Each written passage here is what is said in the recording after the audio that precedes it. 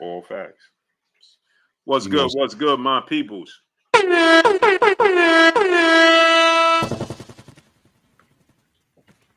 Exactly, like but I want to ask you this right off the bat, right, Clay? To me, now this is just my opinion. I just think that this shows the power and the fact that Turki has taken over the sport of boxing. The fact that he put Martin Bakole in 2 days' notice as a replacement for Daniel Dubois. And another thing I want to ask you, Clay, what's going on? It's like a virus going on, because I heard one of the reporters say that there was another reporter, some like staff members that was also with the virus. So it seems like there's a virus going around, and that could be part of the reason why Floyd Schofield got sick.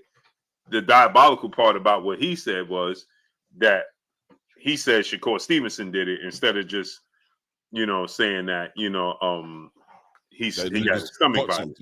Yeah, right. He immediately pointed the masseuse and Shakur Stevenson and their team. But what's your thoughts on that, man? Because this play from Turki to say on short notice, like, Clay, who can do that? I mean, for as long as I lived, I've never seen a fighter of that magnitude inserted that quickly.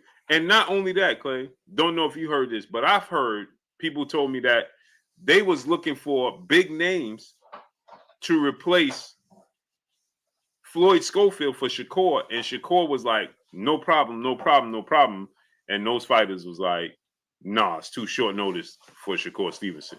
The fact that Turki is in the position of power that could say, I'm going to put, at the very least, a B-class fighter in position to replace a fighter. Floyd Schofield was 3 days, and Bakole is 2 days. Right. The power that he have to do that is, in my opinion, that just shows me, and that just confirmed to me that he's the most powerful man in boxing. But what's your thoughts on it? He's 100% the most powerful man in boxing right now. He's controlling the biggest stage in boxing. Any boxer who's boxing right now, outside of, contractual obligations and things like that that'll restrict their movements, they all are entertaining working on this stage. This is the biggest stage right now. Forget about the biggest payday. The biggest payday is clearly there as far as money's concerned. But as far as the stage, as far as the credibility that Turki's built on that stage, the best is fighting the best there. And it makes the biggest difference in the world. As far as Shakur Stevenson not being able to get another fighter on the level, past the level of a Floyd Schofield, or at least on that level, well, you want preparation to fight against Shakur Stevenson. The opportunity is there, yes, but you want the preparation. And if you're in a place to where, you're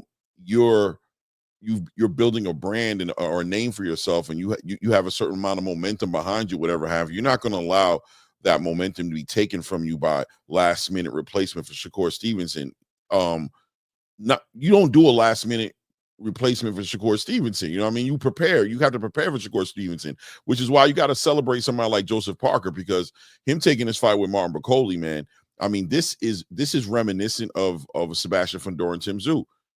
This is a situation where it's almost unfair to Joseph Parker for him to have to fight Martin Bakole like this. Because I promise you, Martin Bakole was ready for this. He was already in training camp getting ready for FA Jagba. He was already working on getting ready. So this was nothing for him. This was like a prayer from the boxing gods. When he got the name on this, I heard Ben Shalom talk about it. He said it took less than 15 minutes to put this deal together and get this squared away and have Bakole on a plane on his way to Riyadh. He was ready to go just like that. You know what I mean? Yeah, bro. Not only is Turki Alalshikh showing that he's the most powerful person, but he also shows that his team is on top of this game. They're on top of this. Many different bad juju or bad energy tried to get in the way of this card being everything was going to be. And he's just like knocking problems down as they come up. He's knocking them down, and he's doing them inside of a little bit of time. It's almost like one could argue that this was almost a setup, that Turki kind of like moved the pieces around on purpose. Like, because listen, this is a blessing in disguise. Martin Bakole being able to be put inside this conversation in this heavyweight division, it opens up and just turns this into a heavyweight extravaganza, because he might have been the only missing piece from the heavyweight conversation. Him being there with F.A. Ajagba was a big inconvenience. It was a waste of time, because everybody knows they want to see this guy against the big dogs. They want to see Martin Bakole against Zhilei Zhang. They want to see Martin Bakole against Anthony Joshua. They want to see Martin Bakole against Daniel Dubois. They want to see Martin Bakole up in there with a championship belt. They want to see him be a champion, and they want to see him unifying, because that's what he's going to want to do when he gets in there.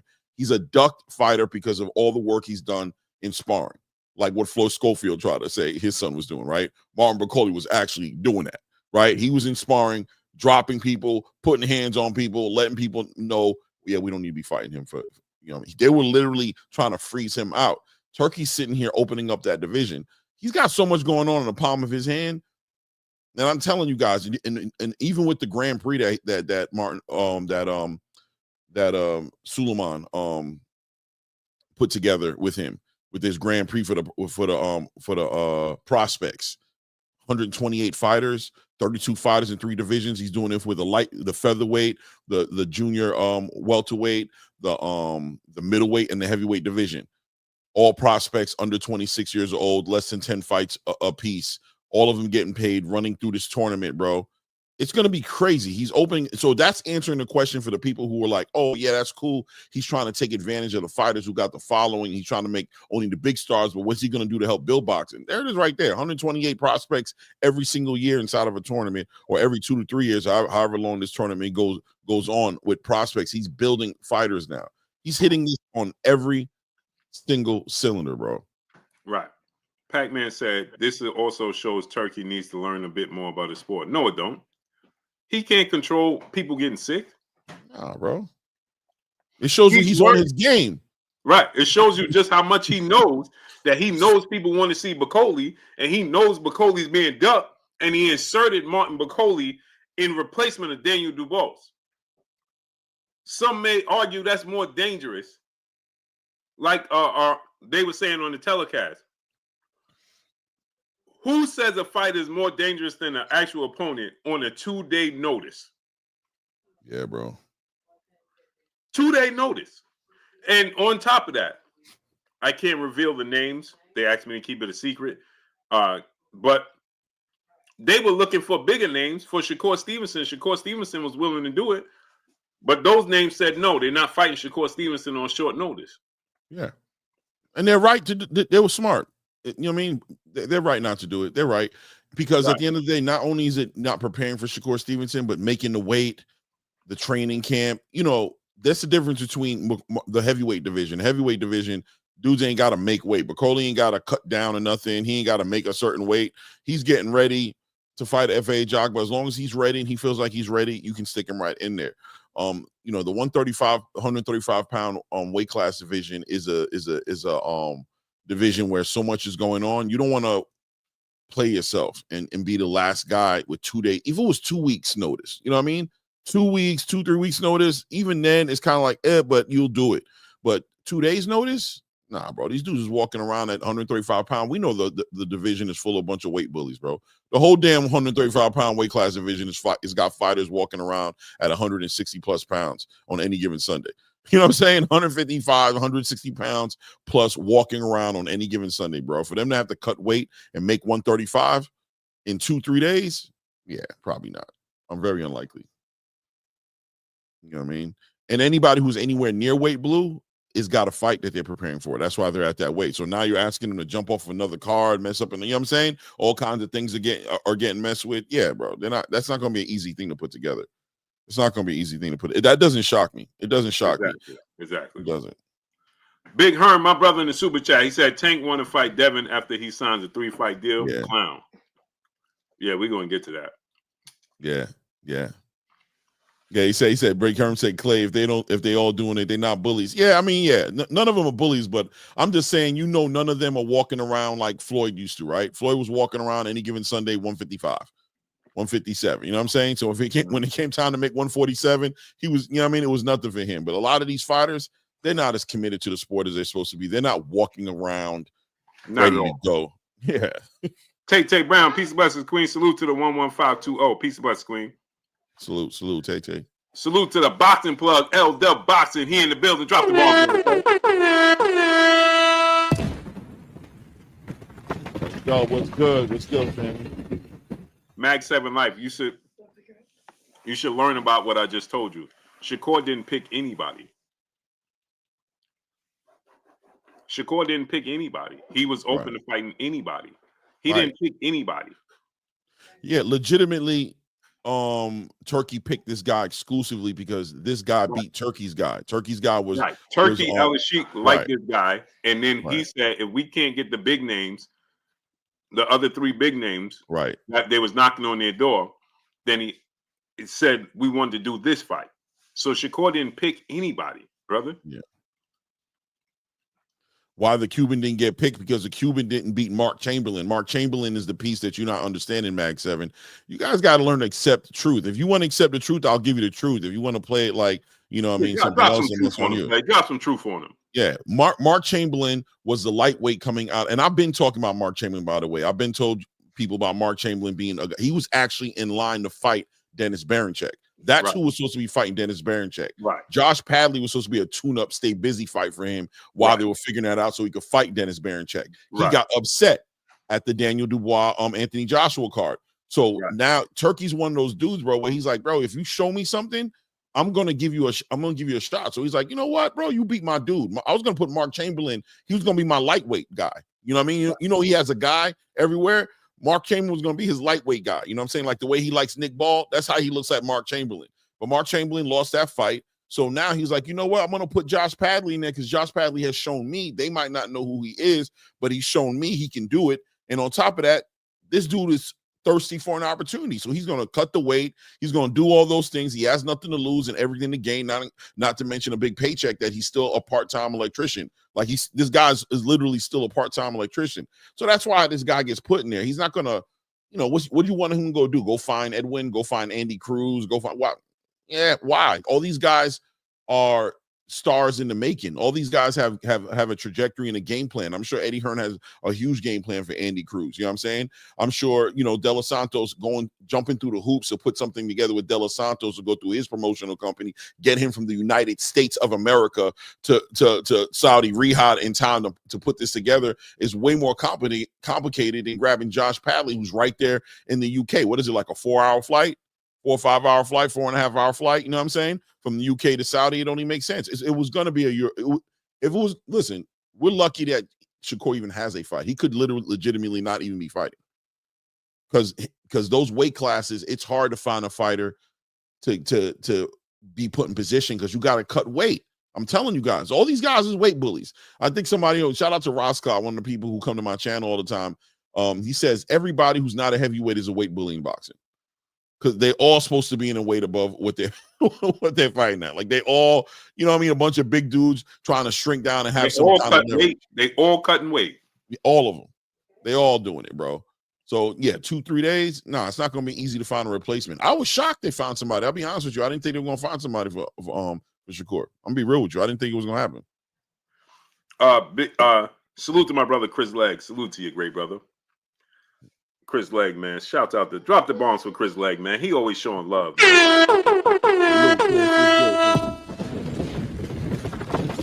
Now, Mag 7 Life says, how does this fight get Tank? How did this fight get Shakur closer to fighting Tank? Well, let me ask you a question, Mag 7, before we get to my brother Cheese. Do you know who Fergal McCory is, Mag 7? Now, Mag 7, tell us who Miguel Facori is. Salute my brother Charles Edward Cheese in the building, in the super chat.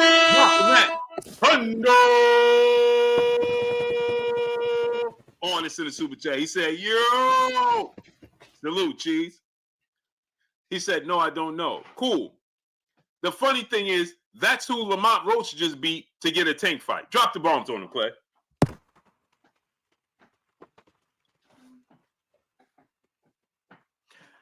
That's the dude that Lamont Roach beat and that him beating him with 16 wins deserved him to get a fight with Tank, brother. Yeah.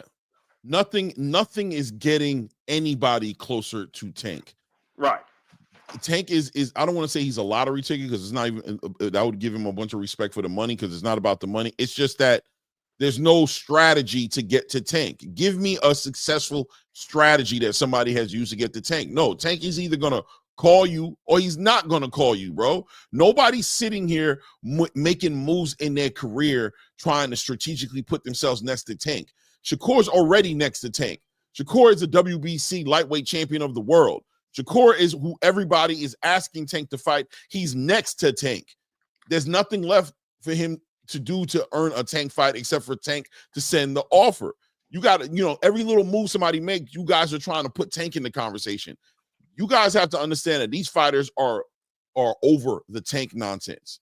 They've all accepted it. And they said, if he calls me, we'll deal with him then. But nobody's sitting here making moves going, well, hold on a second. I don't want to mess up my chances with nobody's thinking about no nonsense like that. These dudes are moving on. They've made it clear. You guys just think they should be. You guys think they should be, right? Like you guys feel some kind of way when you hear Shakur Stevenson or Keyshawn Davis say, I don't need Tank. I don't have to fight Tank. I'm okay with fight. Soon as what do you mean you don't need Tank? Hey, you guys get all hot and bothered, and you know what I'm saying? You get all so you need Williams or Pater? So you need Josh Padley? Let me get this straight. You need these let me stop it. Get over it. That's why a large part of me is just like, Tank, go ahead and retire, bro. Please a retire. Large part of me is doing that because you guys are so stuck, you can't get past this conversation. Right. When Tank sends the offer or when he puts in the request for the fight to happen, that's when these dudes will pay attention to Tank. But nobody's doing that no more. Nobody's doing this whole entire, I'm trying to fight Tank. I'm trying to fight Tank. Turkey has stopped that. Those guys were trying to do that for the paydays. Y'all know that. Y'all know it was for the paydays. Now they have a way to get paid. They're not studying him no more. Now Tank is just a great fight to be made. As soon as Tank realizes that, boom, it'll come full circle around and you'll see fights getting made. But if you guys are caught up in the hype of everybody begging and making moves, putting Tank in the you know what I'm saying, in the foreground of whatever they're doing, you guys are going to be upset every single time. Nobody's trying to make moves to get next to Tank. It is what it is. And then he says, why then his name didn't they don't call out Tank, brother. Don't know if you pay attention. They're not saying Tank name. They're being asked about Tank. Right. There's a difference. They're not voluntarily calling out Tank, brother. Pay attention. It's free. I know paying attention is the most expensive free thing in the world, but just pay attention. They ain't calling out Tank. Yet today, we saw the interview with Bubba Dub, and Tank is saying he want to fight Devin Haney, and he knows Devin Haney has a 3-fight contract. Drop the bombs on him, Clay.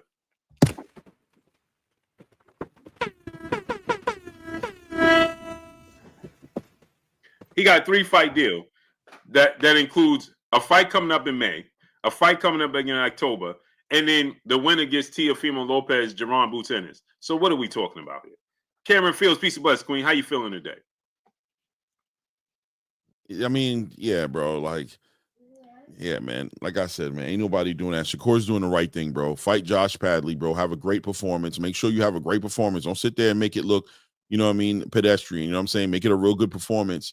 And then, Eddie Hearn said it. He said, listen, man, after that, we'll work on putting Tank fight together. And he's saying that off the strength of probably off of the boxing space trying to put pressure on Shakur to make this fight happen, even though he's not the A side. So Eddie's like, all right, you know what I'm going to do? I'm going to make this fight happen. So be prepared for Tank to get phone calls and get offers and get attempts to make this fight happen. And then hopefully he responds in a good way to that and doesn't turn it into, I'm not answering the phone. You don't know who to contact and you don't have his representatives talking about you don't make offers to Tank. Who are you to make an offer to Tank? Tank don't need y'all. Hopefully we don't get that. Hopefully we get some cooperation and we get a fight that both parties can come together and make happen. But I think Eddie's just doing it off the strength of worst case scenario. I'm going to expose that whole entire Tank side of the conversation. I'm going to show proof. I'm going to show, you know what I'm saying, receipts about me reaching out, me trying to make the fight, me Turkey making the offer for money, me trying to make the fight happen. And then we'll see if Tank is going to go ahead and do that, or if Tank is going to play that game of, you know what I mean, what did he do to deserve to fight me? And you start playing that game, then you guys are going to say what then? Right. Salute my brother Hood Rich. What's up, family? Salute, D-Boy Dev, brother in the super chat, dropping that Cinco. The super chat. He said Jadir Hara has a fight coming up on March 15th. Anyway, shaking my head. Right. Yeah. Right. Yeah. So here's the thing, right? Is that the issue that me and Clay have with Tank is that he's holding up the sport. Simple. Yeah. And I think he's really doing it, Blue, more so with the fans, bro. He makes it to where you guys can't move on. You guys can't see the rest of boxing happening and participate in the conversations that are here, that are happening, because everything you guys do revolve around this one fighter. Right. I mean, even right now, the fact that we're talking about Tank right now, right? When we're talking about Shakur and the moves he's making is diabolical. How you bringing it up like he ain't working to it. You want to bring it back to this one fighter. We're talking about what Turki has done and what Shakur is doing, and this fight. And here they go.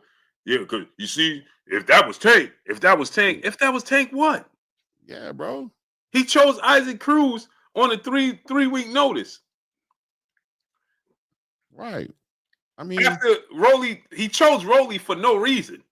What did Rolly do?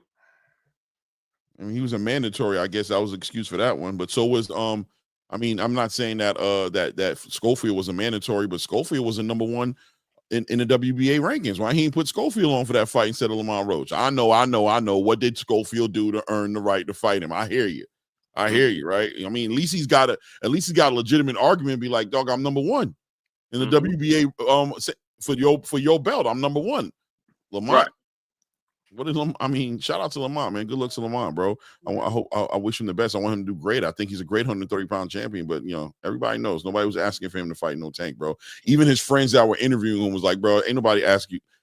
Nobody's letting it go. Everybody knows that fight wasn't it. You saw Bubba Dub title? Yeah. Tank answers why you ain't see the title? Mm-mm. The title is Tank answers the question, why the hell is he fighting Lamont Roach? Right. So did Jay Hill. Jay Hill said, man, come on, man. He's like, I ain't trying to push back on you or nothing like that, but bro, come on, man. I like Lamont Roach, and Tank was like, nah, man, he a good fighter. What are you talking about? He did this, and he's like, yeah, but he's good. Because it's hard you don't want to diss Lamont. Lamont doesn't deserve to be dissed, bro. He deserves to be celebrated. He's a great fighter. It's awkward for me to sit here and talk like that about him because I'm not sleeping on him necessarily. I mean, I don't think he's going to beat Tank, but it's not about that. It's just about there's fights out there that the people want to see. There's fights out there to be made there were just fights out there that made more sense than Lamont Roach to the whole space, friends or no friend. It just didn't make no sense. Everybody knows that, bro. Salute to a great brother, Freedom March, in the building, in the super chat, dropping that Cinco. Luke, we appreciate you, King. Yeah. I mean, there's so many different directions he could have went in. That's the point. Period, and the bro. thing is, because he's in a position of power, Clay. Exactly. That's it. But back to Turki and what he's doing with this card. Right. Did this, in your opinion, make it more interesting, or it nothing really changed with you? 100% makes it more interesting. It's a better fight. It's a fight that holds more weight, that makes more sense. Wait, 1 second, Clay. Hold that thought. Mm-hmm. Salute, Key. And the link is pinned. I pinned the link to your channel, right? No, it's not pinned up. No. Can you put it back again? Yeah, it is.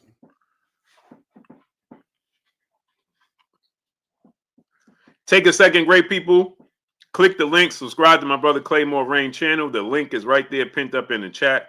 Take a second and subscribe to my brother Claymore Rain. The link is pinned up right there in the chat. All you got to do is click the link and follow the directions, and you double click back, and you'll be right back here. Click the link, subscribe to my brother Claymore Rain. But go ahead, Clay. Sorry for cutting you off. Yeah.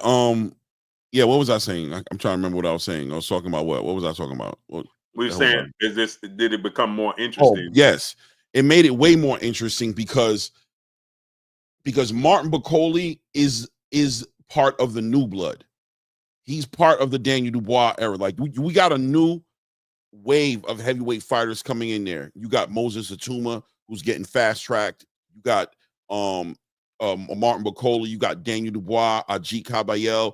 This is the new blood. This is the heavyweight division. Even the Fraser Clark. I'm sorry, I can't remember all the way right now, but you got a wave of heavyweight fighters coming up in the division.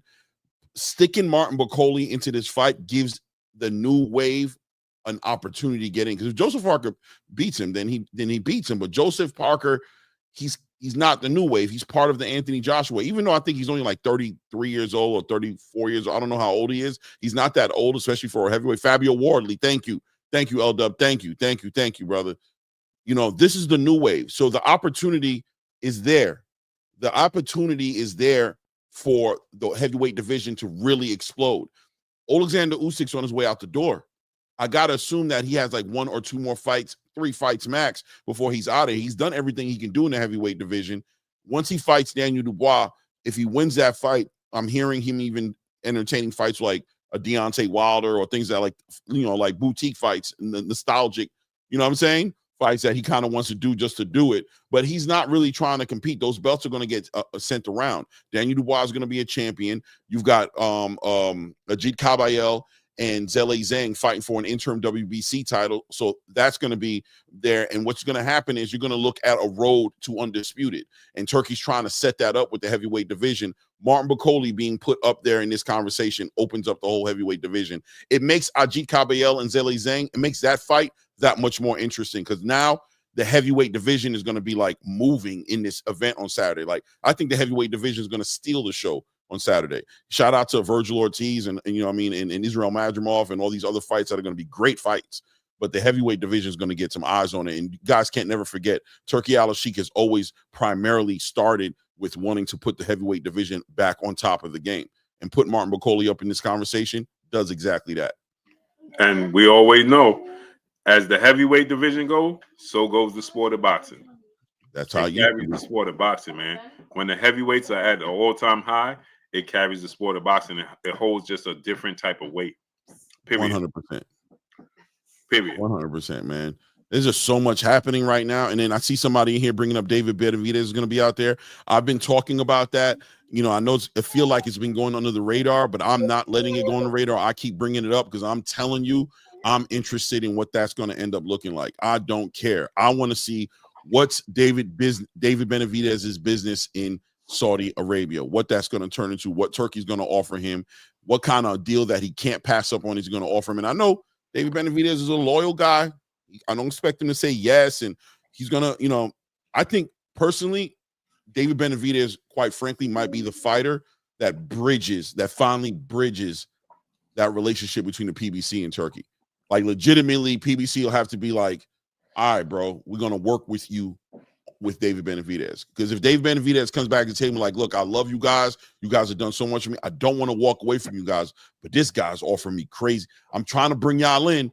Come work. Let's do you know what I mean? Let's cross promote and make this happen. But I don't know if I can walk away from this unless you guys have a real game plan for me. If you guys can paint out right now a strategy, because that's how Turkey works, right? He goes, right, you're going to get this fight, then you're going to get this fight, then you're going to get that fight. That's how he talks to you. Right. If the PBC's not talking to David Benavidez that way, like, we're going to give you this fight, then that fight. Ain't no more of that trust us chant. We got you. Haven't we always treated you right? Trust us. We're growing. We got a lot of things on. I don't want to tell you, champ, because, you know, I don't, just in case, but, you know, just trust us. You know, has Al ever let you down? Has Al ever let you down? Those conversations are getting old and weak. Nobody hearing that no more. People want to hear game plans, pathways to greatness. You know what I mean? Show me what I'm gonna be doing, what I gotta do to get where I need to get. No more playing games. With Turkey in the game, there's an option to eliminate that, bro. So PBC is gonna have to come correct. They're gonna have to come correct. Yeah, you know Turkey gonna roll out the red carpet for him too. Right. He gonna flying them out there and everything. Yeah, he gonna do everything in his power to shit. Hey, see what we doing over here? Mm-hmm. And the thing about it is, you ain't got to fight over here. That's the next thing that's gonna, and that's what Turkey's gonna let him know. That's what's gonna break bread right there, because he's gonna be like, yeah, I hear you, but I'm a Vegas guy, and Turkey's gonna be like, that's nothing. I mean, I'm gonna want you to fight here every now and then. I'm not gonna act like I don't, but don't think for one moment that we're not gonna sit here and lock your city down for you. Look what we did with Boots. We gave him 2 home fights right there in Philadelphia, right off the bat. Right, and the third one is essentially another home fight. Right there. We understand. Look what Terrence Crawford and Canelo getting ready to fight right there in Vegas. We understand those fights that need to be in America. We're ready to facilitate that. Right. And essentially he's just saying, hey, you just give us one. You know what I'm saying? Like Canelo gonna give us one over here. Right. You know what I'm saying? You think about it. Crawford ain't give him none over there. At all. They gave Crawford LA. And now Vegas. They understand, man. Yeah. They understand. And he's gonna realize that, you know what I mean? My granddaughter. Sometimes a picture gets painted blue, and these fighters get a funny vision of what it really is. And when they sit down in front of Turkey and they talk to him, they find out like, yo, this dude is cool. This dude is ready to do all types of stuff. Y'all made it sound like I was going to have to come on. Even Tank, the moment Tank, if Tank ever opens up his ears and doesn't become so defensive, and he allows a conversation to happen with the representation of Riyadh season, he's going to walk away from that like, yo, Al, why we got smoke with this dude again? This dude talking about, you know what I'm saying, making the fights happen where I want to make it, pay me the money, the biggest fights. I thought he was going to want me to only fight over here in Riyadh. That's not the case. Right, exactly. Salute, Key. Appreciate you, great brother. Yeah, so that's the thing, right, Clay? Like, he's not bonding you to have to fight over there. You can fight where you want. Terrence Crawford ain't give us nothing over here. You know what I'm saying? He been wanting to sign Devin Haney. Devin Haney Devin Haney first fight is where? New York. Yeah. So it's not holding you when you have to go over there. You know what I'm saying? So therefore, why not? 100%. Why not? 100%. You know what I mean? And we didn't get the chance to finish the rest of the card yesterday. Devon Joseph, what's up, family? What's up, family? Where you been at? We talked about Joseph. We talked about Joseph Parker and Daniel Dubois. We got to revisit that whole situation. We got to revisit that all over again, right? Let's go right into that, because shouts out to the Boxing plug, L Dub Boxing, because he said something. $1 Trillion Dream Deuce. What's up, family? Sorry, I'm not. I didn't shout hit the peopleizations, but y'all know I love you. L Dub said Parker is fighting 3 of the biggest punches back to back to back. Wilder, Zhang, and Bakole got to respect him. All facts. Yeah. That's the 3 biggest punches in all of boxing, right? Right. I think so. I think Daniel Dubois goes on the list too, but definitely. Yeah, but they're above him. And then it's Dubois, Joseph, AJ, right? And then Artur Beterbiev. I don't know why I always leave him out. Who, Beterbiev? Yeah. I call him Beterbiev. I don't give a damn. Beterbiev. I don't care. Right? That's how I say your name, bro. That's the way I feel like I should be saying it that way. I don't know. Right. I always leave him out, but yeah, a puncher, the bigger puncher in the games, man. Yeah, we got to give Joseph Parker a lot of respect, just off the strength. Even this last minute replacement, man. I ain't gonna lie to you. They put Joseph Parker in a bad spot. And you know, I'm like I told you guys before. I'm getting Tim Tszyu, Sebastian Fundora vibes. You feel me? I'm just feeling like, if Joseph Parker gets laid out, does he have a right to say, damn, dog, y'all gave me this last minute fight with this dude? Y'all know, you know what I mean? Like, this is a whole different fighter. Tall guy, punch, you got to punch up now. This dude fights right in front of him. All his shots is right in front of him. He lets off combinations. He's not, you know, you don't have, it's just a different fight. Yeah, man, Joseph Parker and Andy Lee have their work cut out for them on Saturday, bro. They have their work cut out. 100%. Yeah. The thing is, with Joseph Parker, he's stamping his name in history, man. Joseph? He fought everybody. Yeah. No, 100%, man. 100%, man. Except Tyson Fury. He never fought Tyson Fury. That's the only fight. He fought Dillian White, Derek Chisora. Deontay Wilder's Yang, Joe Joyce, Anthony Joshua, right? And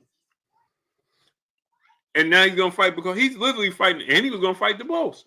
Yeah. Yeah, no, he's definitely listen, man, you know what he is, bro? He's somebody who's accepted who he is. He's a heavyweight fighter, bro, and he just can't turn down no heavyweight fight. Like, if I can't fight you, then I might as well retire. That's the mentality he has. What am I here for? There ain't nobody I can't fight. If there's somebody I can't fight, then that means I can't fight no more. I can't fight no more, right? Like, there's no getting around. If I'm talking about being champion, I'm making this. So if you're gonna bring up Martin Bakole, I gotta take the fight, but I think it's a damn shame. You know what I mean? I just on Joseph Parker's side, I feel like, Jesus, bro. Like, I ain't gonna lie to you. I don't envy this man right now. You know what I mean? A part of me just roots for him right now, just off the strength of like him being such an underdog. You just want to root for him because, man, bro, the odds are stacked up against the brother right now. It's truly stacked up against him, bro. Salute, Malaya. Salute to the queen. Peace. Malaya, peace, bless queen. Yeah, 1,000%. Like, bro, he is. Have we seen anybody like him in history? Joseph Parker, that just like, no problem, I'll fight him. Yeah, no problem, I'll fight him. That has a winning record. Because there's a lot of gatekeepers. Glenn Johnson was kind of like that. Glenn was willing to fight everybody. Yeah, but he was an underdog. Right. Like, Joseph Parker was one of the major players from the beginning. Like, he has a brand to protect. Like, Joseph has a brand to protect. Like, he Glenn was just like, yo, I'm gonna take opportunities. You know what I mean? Glenn knocked out Roy late. Yeah, he definitely did. People was like, oh, really started paying attention. Right. But Joseph Parker has a brand. He was already an undefeated champion. Yeah. Went into a major fight with Joshua, and some people thought he actually won that fight, and the ref was cheating him. Right. You know what I'm saying? Arturo Gotti. We're not sleeping on Parker, Keith. Ain't nobody sleeping on Parker, Keith. We just acknowledging he has a difficult task in front of him, man. I'm just being honest. 2 days notice, bro. Yeah, 2 days notice. Martin Bakole, that's not a good look, man. Nobody want to hear that. I don't care what heavyweight you are. It's not about being brave or being tough. You just don't want to hear no nonsense like that. If you're a fighter, you don't want to hear, yo, we need you to fight Martin Bakole in 2 days. You ain't trying to deal with no phone call like that, bro.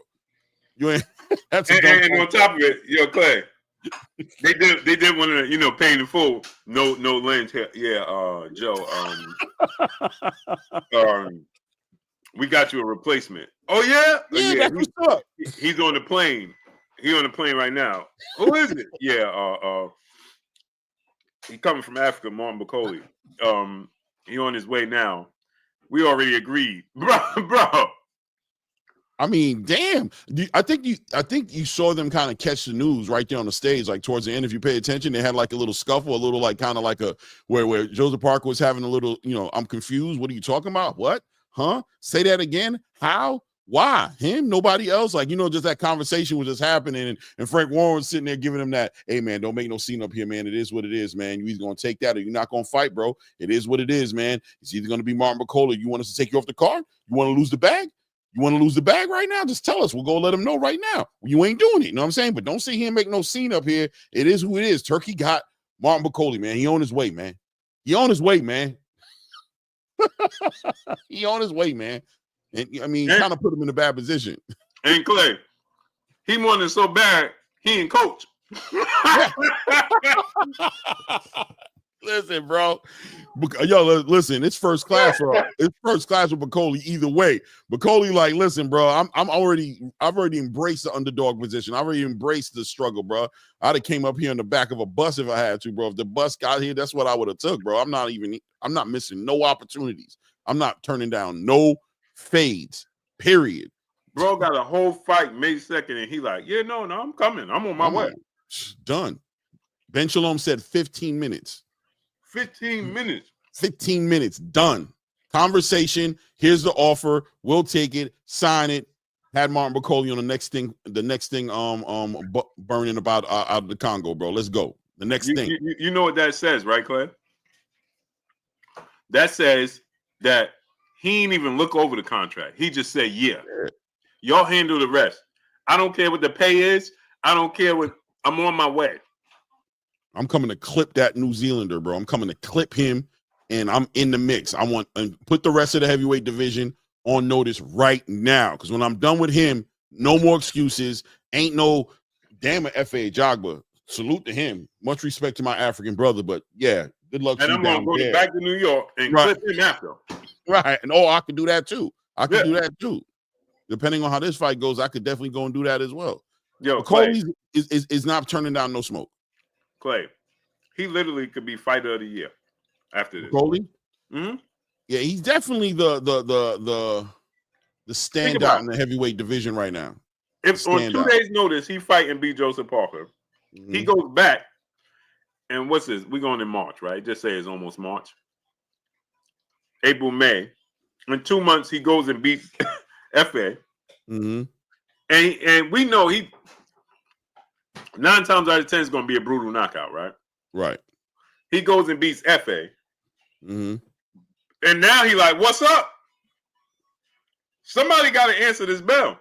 I think the Rumble in the Jungle going to happen. I think him and Anthony Joshua going to make history in Africa doing the Rumble in the Jungle Part 2. Oh, in that interview I watched, the dude said that Joshua was like, no. Nah, he's saying nah right now, but we'll see. Turkey got away. Brad started talking.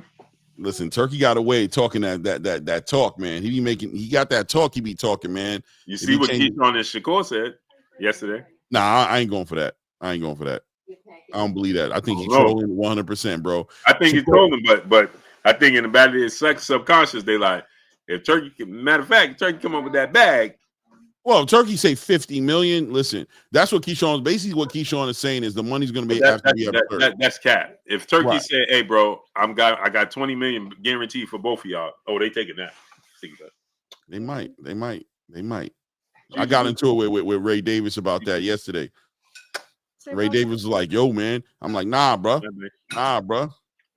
It's not happening right now, bro." Keyshawn was literally saying no until he couldn't say no more, and he finally told Andre, "You know what? Well, all right, let's see. Send the offer first." And I think he was just basically saying, "What? Let's have this conversation when it becomes more real, because ain't nobody asking for this fight but a bunch of broke fans who ain't got no checks." Well, let's see what I'm saying. Andre, no, because Andre like, all right. Eventually, Turkey gonna be like, "Hey, bro, we ain't got no friends." I mean, 100%. Andre Ward, if Shakur Stevenson truly takes advice from Andre Ward like an OG, Andre's going to push for the fight to happen. Andre's going to say, you guys are going to have to be stronger. You guys are going to be okay. If the money's right, you fight each other, bro. I'm brothers with Terrence Crawford. If right now Turkey said, yo, I got 50 million for you to fight Terrence Crawford. And Terrence Crawford, I got 50 million for you to fight Andre Ward. Me and Terrence going to sit down in the room and we're going to let it be known, hey, bro, we're going to be friends afterwards, right? Yo, let's go get these M's, man. Let's go put these M's in our account, bro. Make it happen for the crowd, bro. And it is what it is. Clay, if Turkey go to Shakur and Keyshawn say, I got 20 million apiece, you would be a fool to say, oh, no. Guaranteed up front. Yeah, if you're going to pay him 20 million apiece. In Saudi. Yeah, or no, let's do the fight in Saudi. Let's do it. That's what we want to do it at. We want to do it in Riyadh. We don't want to split the fans up or nothing like that. We want to fight in Riyadh. But he ain't even going to demand it to be in Saudi. Right, exactly. Yeah. You going to turn down guaranteed 20 million? You ain't getting 20 million guaranteed to fight Tank. Nobody. Come on. Yeah. Listen, I mean, Turkey's diabolical. He jumped into the conversation, man. Listen, I said that yesterday too. I was like, listen, man, I think that'll be diabolical for Turkey to put two friends up against each other like that, because he knows what it is.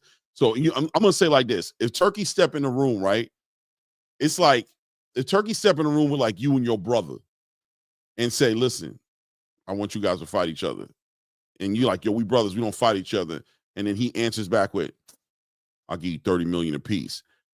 That's diabolical, right? Like that's what's up, that the money's there, but at the same time, damn, bro, you want to see brothers fight that bad, though? You already know we brothers. That's trifling as hell that you would go ahead and get in the middle of this right here.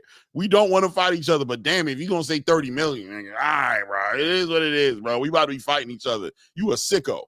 You just want to see two brothers fight each other. Come on, bro. This ain't even about the best fighting the best no more, bro. This is you getting your jollies off, bro, making two brothers fight each other. It is what it is. My brother Greg Hackett in the building. Drop the bombs on GHBTV. Yeah, Greg. What's good, family? Oh, y'all, I interviewed Greg. Y'all didn't see it. definitely interviewed Greg. You know what I mean? Before he went for Brian Norman, it was an awesome conversation. Greg, one of them dudes, man. It was a great interview, man. I could listen to Greg talk about. There's not too many people I could do it, but I can listen to get down. I can listen to Greg talk boxing all day long. Yeah, bro. He gives you so much. He paints a picture when he's talking. Right. So I could literally listen to what he's saying. You don't have to. I don't have to watch it. I could put it in my headphones. When he does those interviews with YSM, I'll be in the gym. I just put it in, and I could leave my phone, and I can still visualize what Greg is saying. Everybody can't do that. Another person that does that for me is Teddy Atlas. Teddy, the dude. I love listening to Teddy Bray. He be going crazy. Teddy. Yeah. Greg could do that. Teddy could do that. Andre Ward. Yeah. Andre Ward, he makes some analogies and just puts it together. Okay. And it just you can just understand, you know what I'm saying? So salute to them. And salute to Greg, man. That's get down. That's a special gift, man. Okay. That's a special gift, Greg. Everybody don't have that gift, bro. And he ain't trying. He just being himself. That's the thing about it. He don't even got to think about it. You just ask him a question and he just breaks it down. That's Morab Salam. Yeah, you asked me if I got Bibble. Salute, my brother Rich Porter. Salute, nephew. Yeah, Paulie Malignaggi too. Yeah, Paulie is the truth. I love to hear that whole entire Pro Box team when they Yo, get bro, I would love to be an analyst. Yeah. And have Teddy Atlas, Paulie Malignaggi, Andre Ward, and Greg Hackett on the panel. Oh, I'd just be quiet. Oh, I just want to be the host for that, bro. I'd get caught up and be quiet. I'd be caught up being too quiet. They'd be like, yo, man, you gonna talk about? Oh, yeah, man. I'd be caught. I'd mess my whole opportunity. They'd be like, yo, this dude's sitting here way too quiet. I'd just be caught up. See, the thing about Bernard Hopkins has it too, but the thing about Bernard Hopkins is he starts to get too political, right? Like he starts to play games with you. Like past Bernard Hopkins, I used to love Bernard Hopkins. Right. Today's Bernard Hopkins, he plays these I don't know, man. It's hard to say, but like the other day when he was like, you know, talking to Ellie and people was jealous of Tank. It's like, bro, Bernard, what are you talking about? Like, I don't know, man. Yeah, Bernard gets caught up, and sometimes he some of the stuff he says is just like, why? I don't know. Yeah, he just starts to get like, why are you saying that? Political and just, bro, I don't know. I can't like, but past Bernard, I was all for it. This version of Bernard, I'm like, bro, it's like I almost feel like he's so far removed from the sport. Yeah, Biz would be in his bag too. When Biz be in his bag, he be going. When Biz be in his bag, he go. In his bag, yeah.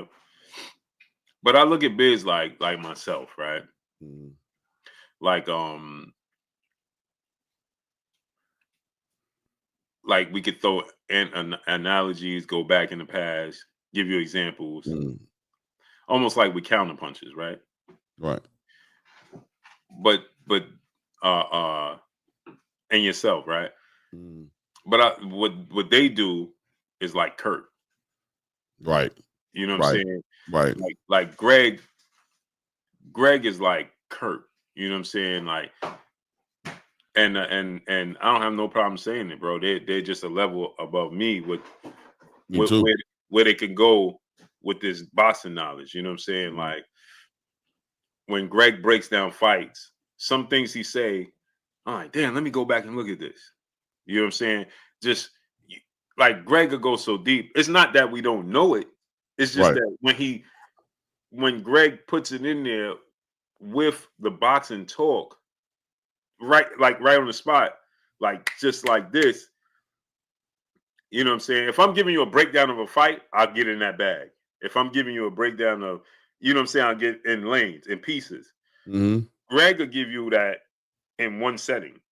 Like it's just talking about it. And Greg will give you see, because he step his left foot on this side too much, and it's like, damn, bro, you know what? He do that. Let me go look at that. Yeah. So it's like he's just a computer. You know what I'm saying? Like Kurt, they just computers, bro. They just Andre Ward. When Andre Ward makes some analogies, I love when he be like, hey, he tried to sneak out the back door without without Yeah. paying. You know what I'm Yeah. saying? And it's like, bro, you're right. You know what I'm saying? Like, damn, It's you're the right truth. when you said that. Like, you know what I'm saying? You know who else gets in that bag? And he don't do it no more? Lennox Lewis. Yeah, Lenox was good at it too. I Yeah. like Roy Jones too, man. Roy Yeah, Jones. Roy. See, Roy, the thing about Roy is, and it's no disrespect to nobody else, I think Roy is such a legend. You're just in awe when he's talking. Right. You know, so it's like Roy sound like he want to rap too. Like sometimes he be talking, sound Yeah, like he about to bust out in the rap. Like Roy be swagged out a little bit when he be calling it. right, like if Roy is when Roy is talking, it's like, do you even want to debate, disagree with him? Like you in your brain, you might be like, I don't think that, but Because he's giving it to you from like he's inside the ring. He's giving it to you like, listen, yeah, F all that. The reality is this man is thinking this and he's moving like this, and what's going through his mind is, and you know what I mean, he's gonna act, he's gonna Roy got, and he got that dog on him when he talk. You can still hear the dog in his voice. You walk up on Roy right now and ask him for 10 rounds, he might give it to you. You ask him for 4 rounds right quick, he might give it to you. He gonna put you right out. He not gonna turn down no smoke. Like Tommy Hearns. Yeah. Tommy Hearns would get up right now and be like, "What'd you say?" And give you I told you that story about me and Tommy Hearns. Yeah, the bar. Yeah. No, that was me and Purnell. Oh yeah, that was you and Purnell. Yeah. No, me and Tommy Hearns. Hmm. We had the MGM. The fight. Oh, Wilder had knocked out Luis Ortiz. Mm-hmm. And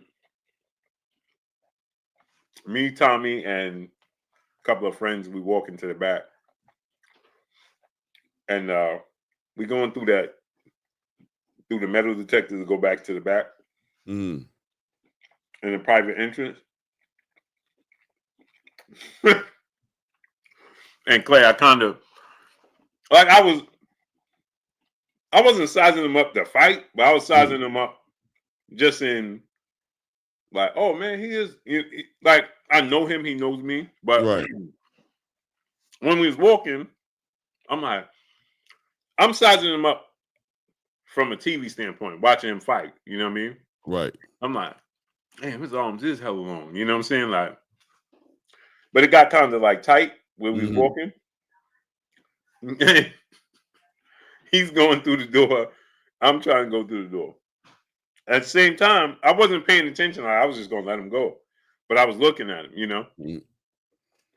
And he was like, and you know, his voice is still not that clear. So he's like, you know, wait, you sizing me up? So I said, hey, Tommy, man, I'm young, brother. You know what I'm saying? Like, I don't think you want none of this. But he came out his blazer like this, right there. Dropped the bait. I said, oh, Tom, I ain't want no smoke. I'm like, no, I don't want no smoke. Everybody started bust out laughing. He got on that good foot. Like, we're going to get it off. We're going to get it off the right way. You ain't going to have my arms being tied up in this suit or nothing.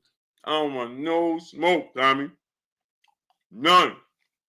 Yeah, man. Tommy really liked that. Tommy liked that. He ain't trying to really hear none of that noise. He just, and you know who's very mean still? Sugar Ray Leonard, bro. Really? Yeah, bro. You can feel it. Like, sometimes it's almost uncomfortable. He's mean, bro. Really? Not that nice of a dude at all, bro. But he always smiling. He always look like he's smiling, like, you know what I mean? He having the best time. It's for the cameras. He mean like that. That St. Louis, that energy is serious. Sugar Ray Leonard. Maryland. I keep saying, I always say that about Sugar Ray Leonard. I always say St. Louis. I don't know why I get St. Louis vibes from him. I always cross him with Corey or something, bro. I don't know what it is, bro. He's respectful and he's polite, but you could tell, like, you know what I'm saying? Like Roy. Like, Roy is very a matter of fact type of person. You know what I'm saying? Like, when you're around Roy, is very matter of fact. You know what I mean? Andre Ward is like that too. He's like that too. Terrence Crawford got a more playful, serious, like you could tell with Terrence Crawford is like, hey, don't but he'll joke with you. You know what I'm saying? Like, yeah, Sugar Ray is bro, he's not I'm telling you, Clay. Like, he's respectful and approachable, you know what I'm saying? But he ain't with the games, bro. Right. No, sir.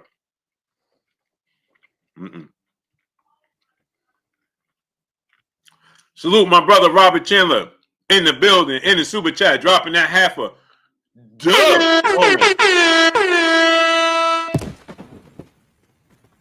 He said, it's interesting that Bakole only lost with the Michael Hunter, a smaller heavyweight that quicker and outbox him in a close fight. I can see Parker doing the same thing. Thoughts? I agree. That's going to have to be his game plan.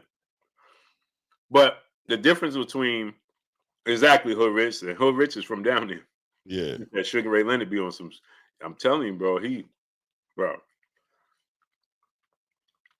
not a nice guy, bro. Respectable guy. Yeah. But I agree. The difference between Joseph Parker and Michael Hunter is that Joseph Parker will commit to stuff. Like, he'll sit down on stuff. Right? He'll commit to stuff. He'll mix it up. Joseph Parker will get into a phase where he's just moving unnecessarily. Right? Like, he's not sitting down on nothing. He might do it once or twice like with the Wilder fight. He did it what, twice? Yeah. The whole fight. You know what I'm saying? Right. Like,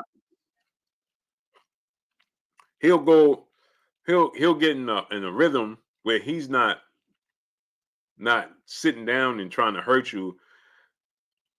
And I think that at times it wears him out later on in the fights. And he could get clipped. And Bakole, if you fight that pace, like he fights Bakole is not the fastest, quickest, twitchy guy, but he fights at his own pace, right, Clay? Like, he fights at his own pace, and his hands is faster than they're deceivingly fast. Like they fast. They actually fast, but they don't look it. But he lets his hands go together. They're real tight punches, real short, tight punches, man. And they just touch you and they hurt you. Right. Like, he's not like swinging from like Wilder, maybe, I'm saying, bringing it from wherever. I mean, his punches just hurt. He just heavy handed on. Like, he shouldn't be beating his kids. You know what I'm saying? Right. Like, he a heavy handed dude, bro. Right. Exactly. And that's the thing, right? I just think that, this is such a dangerous fight for Joseph Parker. Although he was preparing for a power puncher like Daniel Dubois, some similarities, but not. Like, Bakole's punches are a lot cleaner to me than Daniel Dubois. They're tighter, more combinations. Yeah, if he hits you with that jab, like if he sticks you, he's following it up with like 2-3 shots right behind it. Like, they're coming right behind it. Like, he'll finish you. He'll finish you for sure. And I think he's more durable than Daniel Dubois, right? Like, he's gonna take some punishment and keep coming. You know what I'm saying? Yeah. He'll take some punishment. Daniel will take some punishment too, though, man. Yeah, but Daniel will take step backs. Bakole won't. Like, Daniel will give you the salute to the chocolate drop, making 50% of the queens of the ring. Nick J, she's in the building. Drop the bombs on the Clay. The bomb was a dud, right? Oh, was it? One more time. Yeah, you know what I'm saying? We're gonna have to move a whole lot to Saturday afternoon to us. He's gonna have to move a whole lot. Yeah.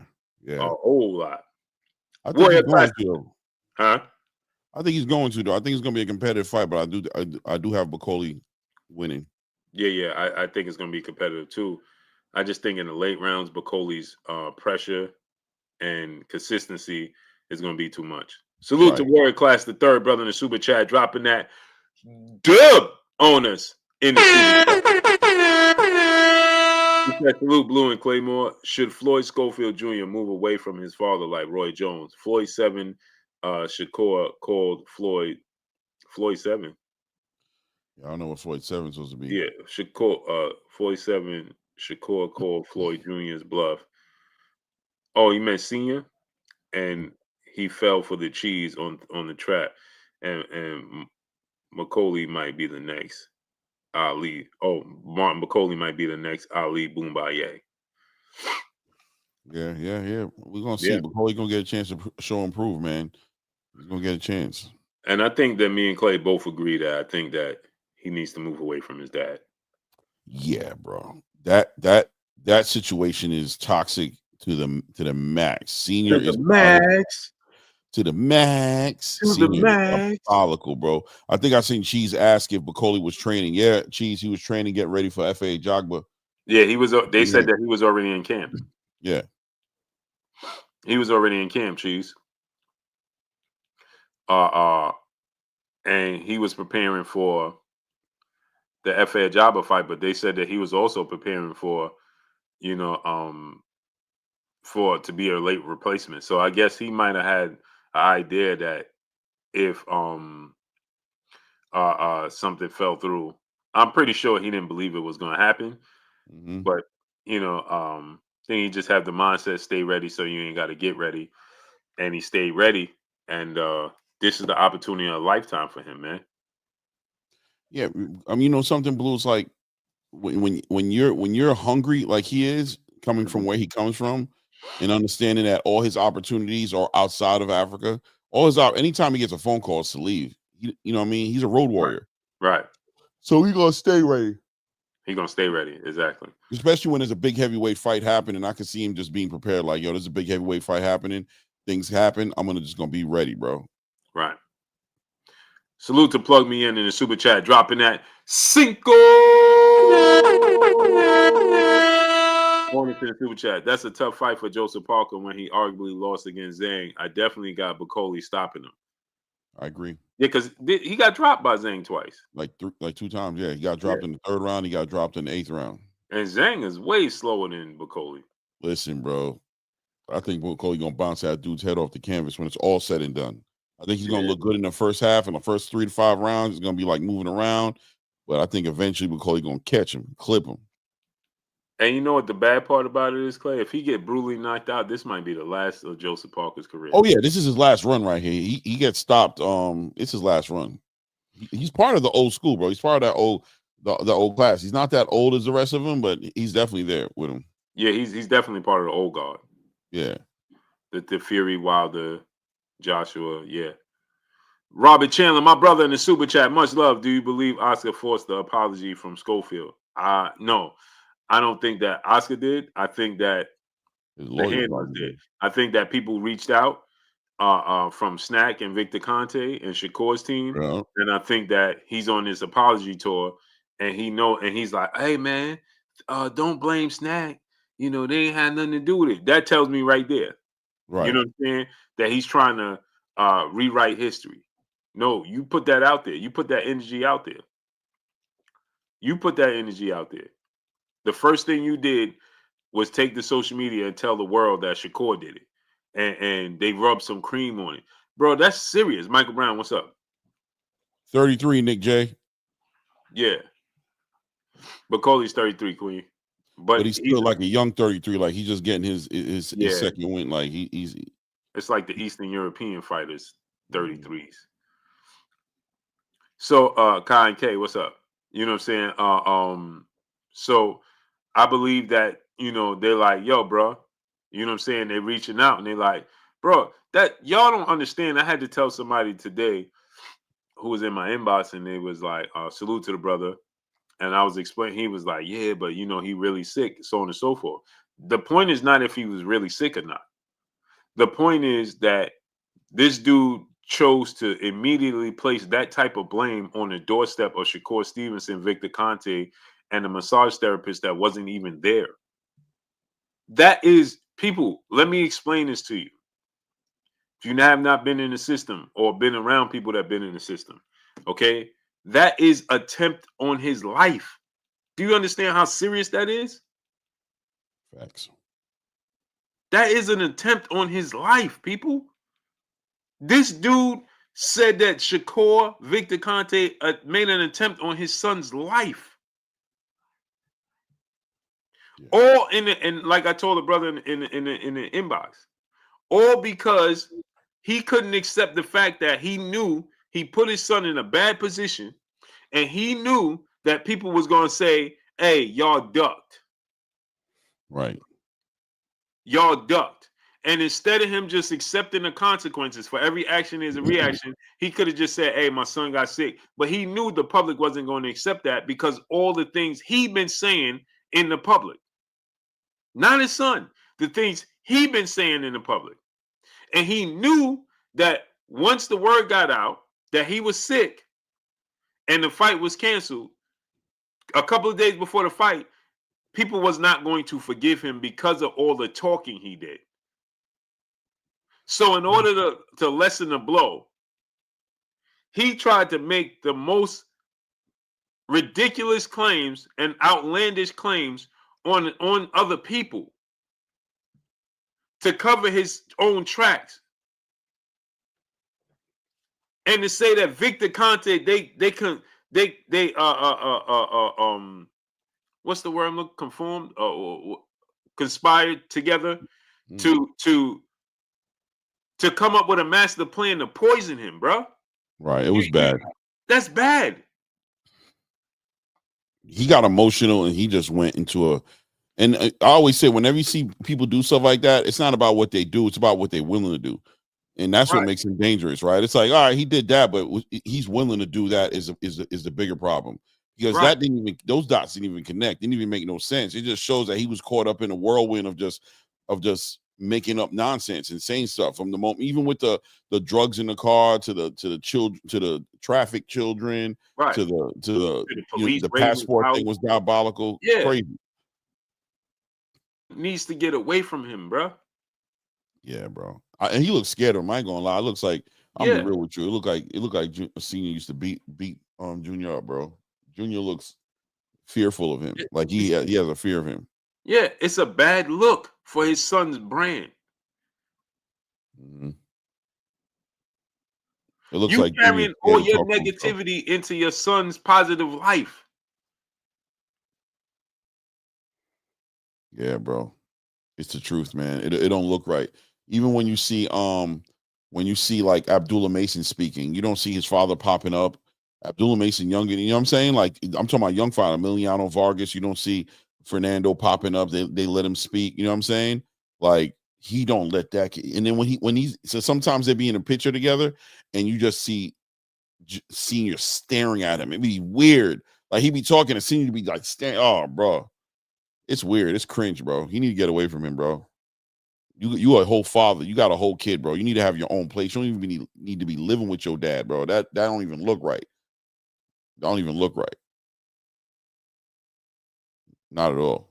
You should be able to lock your door, and your dad should be ringing your doorbell, coming over to visit you. It is what it is. Oh, I guess it's just me. I guess Blue got something going on. Is it just me? All right, let me not relax and get on my game here. Get on my game. Now, you know my instincts is to want to go to the chat, right? My instinct is to want to go to the chat and y'all help me out with some questions of what y'all think is going on. But I also got things I want to talk about as well. Solo Dolo, yeah, Kai. Yeah, and so he'll be back, though. He'll be back. Oh, my mic is doing something weird here. This thing right here is doing something weird. I'll hold it. It is what it is. Let me see here. We got to talk more about Shakur and Keyshawn, fake brothers, effing up boxing, not facing each other. They're not effing up boxing, bro. They're gonna I do think they need to get out of each other's way, though, for sure. If they're not gonna fight, they need to get out of each other's way. I'm not trying to hear that being in the same division and refusing to fight each other nonsense. That ain't adding up to nothing good. That definitely is holding up a division in its own way, holding up boxing, right? We definitely not trying to do that. I still didn't see Cord doing much. But okay, let me see. What if they just didn't want to get an wait, hold on. What if they just didn't want to get an airplane, Clay? What do you mean by that? Like to come out there and fight Shakur? I mean, all the above, man. It's a big deal. What happened? Your connection went bad, Boo? Yeah. Mind you, my whole connection says it's perfect. Mm-hmm. Excellent connection, yet my internet just dropped. It's probably StreamYard. Yeah. Man, so what was we saying? Lost my train of thought. I think you were talking about Senior just being diabolical and Oh, yeah, having to get away. it's just diabolical, man. Salute to Falarin Yusuf, brother in the super chat. Dropping $8. I don't even know what to call that. Uno, dos, tres, cuatro, cinco, seis, siete. Dropping that ocho on the appreciate you, great brother. Much love. Yeah, it's just like I said, right, Clay? He got to get away from him, man. If your dad is not smart enough at this stage of his life to say, hey, let me not bring my negative behavior, my negative outlook, actions into my son's life, who now has a son, right? Let me go ahead and step back, bro. Let me put him in the hands of other people that, hey, you know what, man? Hey, son, I'm gonna step back, man, until I get myself together. I'll still be in your corner. I still do X, Y, and Z. I'm not running your platform. I'm not running your social media. You know what I'm saying? I'm not doing none of that. I'm taking a full step back. You know what I'm saying? I'm gonna let you go ahead. You know, I'll try to guide you here and there. He's not guiding him. You're misguiding him. Yeah, and even when he's letting other people in there, like he brought in another trainer, you know what I'm saying? He'll let Oscar and kind of Bernard get up in there, but at the end of the day, he needs to just eliminate himself. I heard he said that he had to put himself in the hospital Yeah. during this training camp. Right. You know, stuff like that is just like, if you're not together, get yourself together before you get involved in helping somebody else keep it together, man, because this situation was just diabolical. Kid Clientele 19 said, who should Andy Cruz fight next? Man, I say give him Joe Cordina. Give him Joe Cordina. Yeah, I'm not opposed to that. Give him Isaac Cruz, man. Give him Pitbull Cruz. Well, I mean, Pitbull gonna come down to 135. Oh, yeah. I keep forgetting. Why I keep forgetting he had 140? Yeah, man. I mean, you know what I'm saying? Give him Edwin De Los Santos. Edwin said he's going to 140, right? He's gonna go fight. Supposedly they're negotiating Frank Martin at 140. Yeah. Supposed to fight Frank Martin. I mean, if that fight don't come to fruition, you know what I'm saying? Right. I mean, it's time. I mean, he's what, 28? You know what I'm saying? So, I mean, he does come from the Cuban school, just like the Eastern European. Yeah. They have, you know what I'm saying? They stay. I think Joe Cordina is just available at the strength of Eddie Hearn. Yeah. They're both matchroom fighters. Yeah. I like that. You know what I'm saying? Like, I think just Eddie Hearn can facilitate that. And I think if you're trying to fast track him and get him into some title contention, Joe Cordina was just getting ready to fight for the WBC championship. Right. You know? Yeah, I'm with it. Robert Chandler, my brother in the super chat, dropping that cinco. Hypothetically, had Corey for fought. What was your breakdown? Would it have been worse than Jamel Herring fight stoppage?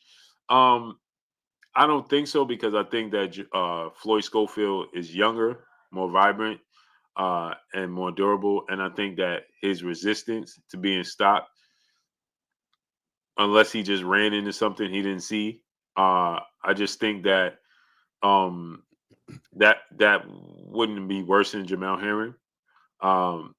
I don't think he knows how. Jamel Herring is a traditional boxer, right? And Jamel Herring, you know, he puts himself in positions where you can time him, you can traditionally understand, predict what he's going to do, because he's a traditional boxer. Floyd Schofield is more the Sean Porter and the version of Israel Madrimov that fought Terrence Crawford style. And those guys are very unorthodox, hard to time. Now, you can run them into stuff, you know what I'm saying? And they'll run themselves into stuff. But just to get broken down like Jamel Herring got broke down, I don't think he would have broke him down like that. That's just my opinion. What's your thoughts, Clay?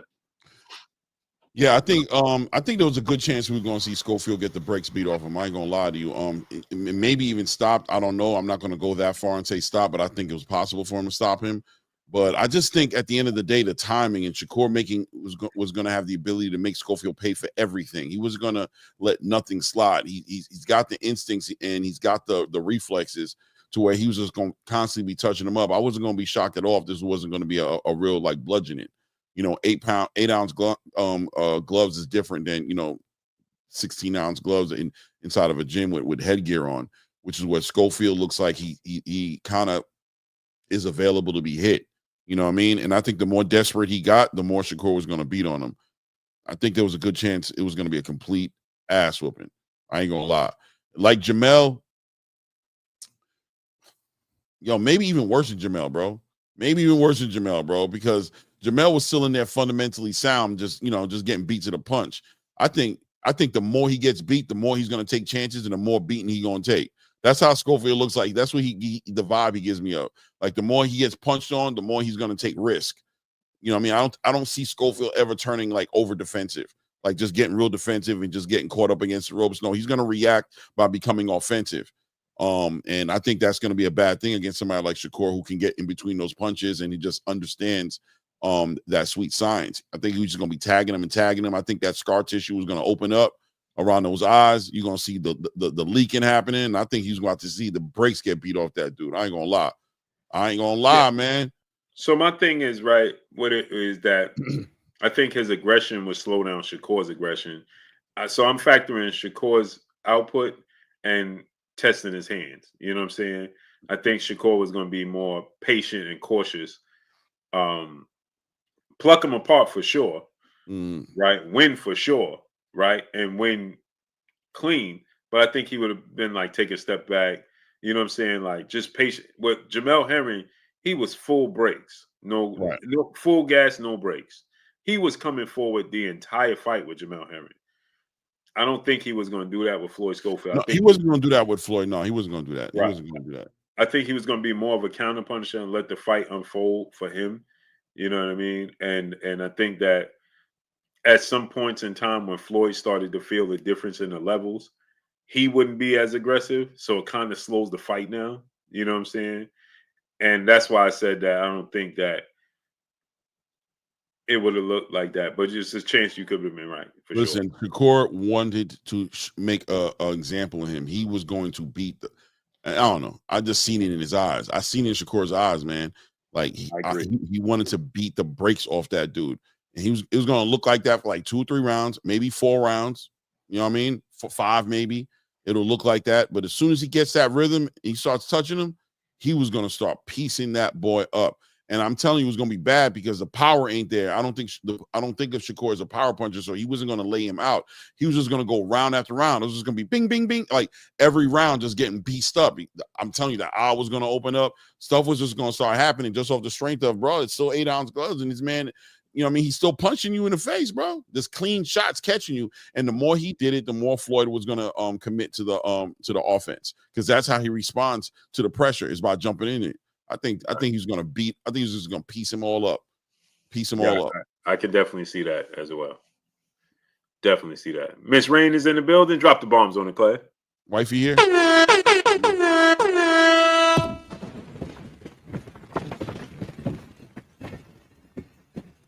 Somebody says she in the building. I don't see it though. Yeah, she ain't here. Laid up upstairs, man. I was about to say, she woke up and she on this channel right now. Oh, he said Mr. Rain. I thought he said Miss Rain. I'm like, yo, yeah. I was gonna be shocked. I'm like, I don't think so. She laid up. So you know, that's what I thought that would have been. So let's close out with this, Clay. Mm-hmm. This Tank and Devin Haney. Mac Johnson, what's up? We get into that right now. Yeah. The Tank and Devin Haney claims. Tank saying that he's open to fighting Devin Haney now for sure, right? He put an emphasis on it, right? He didn't just say, yeah, that's a fight. He said, for sure, I'll fight him for sure. He got to redeem himself, though. Now, he stated that this is a fight that is good for boxing, good for himself, the storyline, the build-up, and it will be a good fight to have, right? And me personally, I said that's straight cap. You straight capping, right? And I'm not holding no punches. I'm not. The kickstand is up. I ain't with it. You're capping. You just now realizing it's a storyline when y'all was at 135 pounds and he was pushing for the fight. You didn't realize it was a storyline then, right? When he became undisputed. Okay, I understand you said, well, the fight ain't ready to happen yet. It need to brew, it need to build up, right? Okay, well, once he beat Lomachenko and once he beat Kambosos twice, what was the holdup then? That was the perfect time to say his stock was at an all-time high. Right? Whether people thought he beat Lomachenko or not, his stock, his name was buzzing. Okay, you didn't value the fight then. Okay, he goes and fights Regis, drops Regis, dominates Regis, becomes a 2-division champion. Now his stock is seriously, Clay, at the highest of the high. 100%. And now he got a bank behind him. Right. In Turki Alalshikh, a whole bank behind him. And that Prince money. Right. That Prince money. And you said you needed 3 Ferraris because you didn't think that you could get a decision. Right.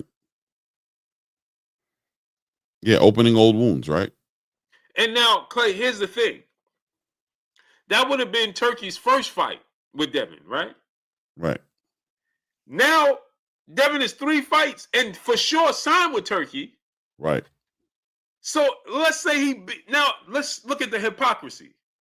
Because if Devin beats Jose Ramirez and he beats Ryan in a rematch, Turki is he always been Turki guy, but now Turki really gonna be behind him. Yeah. So their relationship is only gonna grow stronger. Right. And guess what, Clay? He beats Ramirez and he beats Ryan in a rematch. Then he goes and fight Tio. He got a 3rd fight. Now let's say the 3rd fight, Turki say, okay, let's make the Tank fight. He's still under the tutelage of Turki. Right.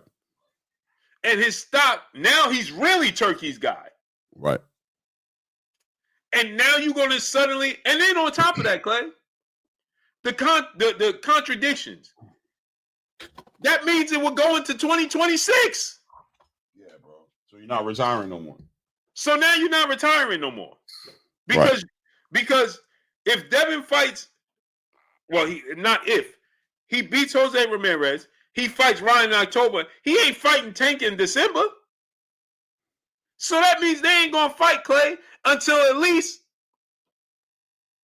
March of 2026. February, maybe. Right. You said you done. Right. So you contradicting yourself. It makes 0 sense. But you have these silly people saying that, oh, Devin got to do something now. Tank called him out. No, he didn't call him out. He contradicted himself. To me, he just made himself look silly. He was able to do that with Bubba Dub because Bubba Dub don't know the history probably that deep and can't rebuttal. I didn't watch the interview completely, just kind of like the clip. Did Bubba Dub bring up Devin? Yeah. Yeah. It just seems like he said, no, I'm gonna play it for you. Yeah, because I'm about to say if he brought up Devin, that lets me know that he's not really tapped into what's going on right now because Devin's not in the conversation no more. That's old. That's why I said I'll get ready to call you Shakur. That's why I was saying to you earlier when I said Bubba Dub didn't even bring up. Yeah, he didn't even bring up Keyshawn. You're supposed to bring up Shakur. You're supposed to bring up Tio. You're supposed to bring up these fighters that are around him still. You ain't supposed to bring up no Devin Haney who just got clipped by Ryan Garcia. Yeah, he didn't even bring up Shakur at all. And that's what I was saying. Like, is this it? Yeah. So Bubba Dub is saying everybody's bringing up Haney. He got knocked on his ass, but his name with you and this and that. But obviously he lost to Ryan. Whether he took some or not, he got knocked on his ass. But Yeah, I'd definitely for sure be open in a fight. Devin, for sure. But it's just like he gotta redeem himself, you know? If he look good his next fight and things like that, and if the fight don't go good, or even if he look good against Ryan too, and he don't get the win, like I feel as though it would still be like a good fight to have. Just like even like the build up since we've been like he been younger and things like that coming in the game, and it was back and forth. So I think it still would be a good fight with me and Devin for sure. Salute to Solo and it. Dropping that half a hundo on us in the super chat. Salute to the podcast. I appreciate you bringing us up the Schofield topic. Not a lot of people talking about it. This man playing with attempted claims, then want to take it back, then start wishing Shakur good luck. Where do they do that at? Hashtag Black Entertainment. Facts. That's all facts. You know what I'm saying? You can't say something. People don't realize that he said that they made an attempt on his son's life. Yeah, bro. That's diabolical. That's diabolical. To me, he showed how unstable he is mentally. Very unstable. You can't say that. That's a very extreme take on a situation that you don't have proof on. To communicate, you know, on social media, that's a very an adult with a more grounded view on life understands the impact of something like that. And even if you consider that, would understand how going online and saying that would just be toxic to the situation no matter what. That was very like impulsive, like you didn't have control, like you were just raging or something, like you really just got in your feelings and really just kind of like, you know what I mean? You know, it's kind of, you know, it's kind of feminine, you know what I'm saying? Right. Like you get in your feelings and you start raging and saying any damn thing and doing it, you know what I mean? Doing any damn thing. It's just kind of like not the way to carry yourself, especially as a senior, a father to another man in Schofield Jr. who has his own children. You're a grandfather, you know what I'm saying? And this taps into, bro. Right. This taps into like the way you dealt with, you know, Shorty in the video, in the house video, you know what I'm saying? Like, just, you know, look how you dealing with, you're just emotional. And I can see why you're going to a hospital and checking yourself in, and probably, you know what I mean, who knows the reason behind you checking yourself into the hospital. It probably was on the back end of like you breaking something or going, you know what I mean? Who knows what fueled that as a solution. But you're not in a place right now to guide your son to nothing great in boxing right now. You got to take some time out for yourself. Right. It's just a bad look overall. But back to this Tank situation. Mm-hmm. So that's just my thoughts, right? Like, you had plenty of time. You talking about the build up. First in the other interview, you said they're a generation behind you. Now you're saying the back and forth y'all had, he's still young. Which one is it, bro? I think Tank, and I don't like making excuses for Tank, but I just think Tank impulsively says things, right? Like when that guy brings up Devin, right? Something, it just felt like all of a sudden Tank's guard's been down as of late. He's been kind of like trying to not seem as angry and just kind of smiling through these situations. And I just don't believe he was being genuine when he said that yeah, man, I'd be open to fighting him. Yeah. I don't know, man. It just didn't seem like, it didn't make no sense to me. If, like I said, man, if you are truly willing, is that me? Yeah. It looks like they're getting ready to hit me again. Oh, no. It's my camera. My camera died. Hold on. I'll switch it up to my other camera. Okay. To this one right here. Hold on right quick. It's just my camera messed up. That's all. The battery died, so I'll just put it on the computer camera. But it just seems as if he was serious about fighting Devin, for me, it's asterisk worthy. And you got to chill on that, bro. Like, it's time to stop all the asterisk worthy fights, right? You know what they're gonna say. You know what they're gonna say. You know they're gonna say that you're making this dude cut weight, that you rehydration clauses, all this. Unless you're gonna go up to 147 and fight him at 147, don't even make the fight happen. It's not a fight worth making happen because it's just gonna add more to the pushback. And you guys are gonna say that we're being haters when like, damn, Devin got to cut down to 142. You got to cut down to 140. You know what I mean? With a 10-pound rehydration clause. That's another thing. You know he ain't going down. Yeah. So now Devin's the duck. Now you tried to make the fight, but I don't know, bro. This the conversation coming back to Devin Haney was diabolical. We were past it. I've been past it. Like, I don't even see y'all fighting each other no more. I don't even ask for y'all to fight each other no more. But here we go, waking up old, shaking up old bones. You know what I'm saying? And going back to another conversation. And reason being, Clay, because you got influences there. Yeah. Bubba Dub clearly let you know he ain't up to date with what's going on. 100%, man. Because he said, Clay, everybody talking about Devin Haney. Everybody want to see you fight. What are you talking about? Nobody's talking about Devin Haney and Tank no more. Right. 100%. But go ahead, Clay. I'm sorry for cutting you off. No, man. I mean, that's basically it. The way I feel about it is I didn't take him seriously, and I hope that I wasn't supposed to take him seriously.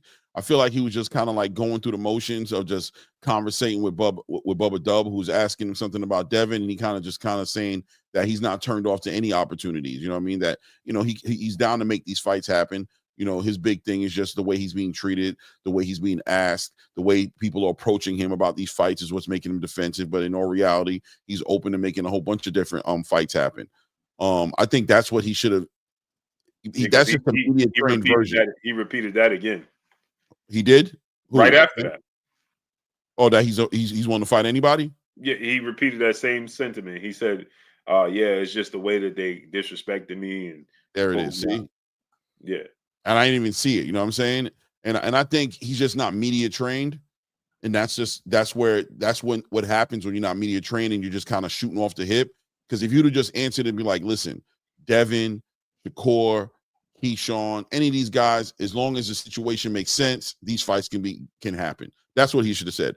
As long as the money makes sense and the everything makes sense and everything falls into place, I ain't scared to fight. None of these dudes, any of these dudes can catch it. We can make the fight happen. It is what it is. That's what he should have answered and just kind of like answered that question because Bubba Dub was really just kind of like bringing up Devin as an example. Why not like a, you know what I mean? And just saying Devin and he answered it. And like I said, that's just the lack of media training that he has. And it comes out that way.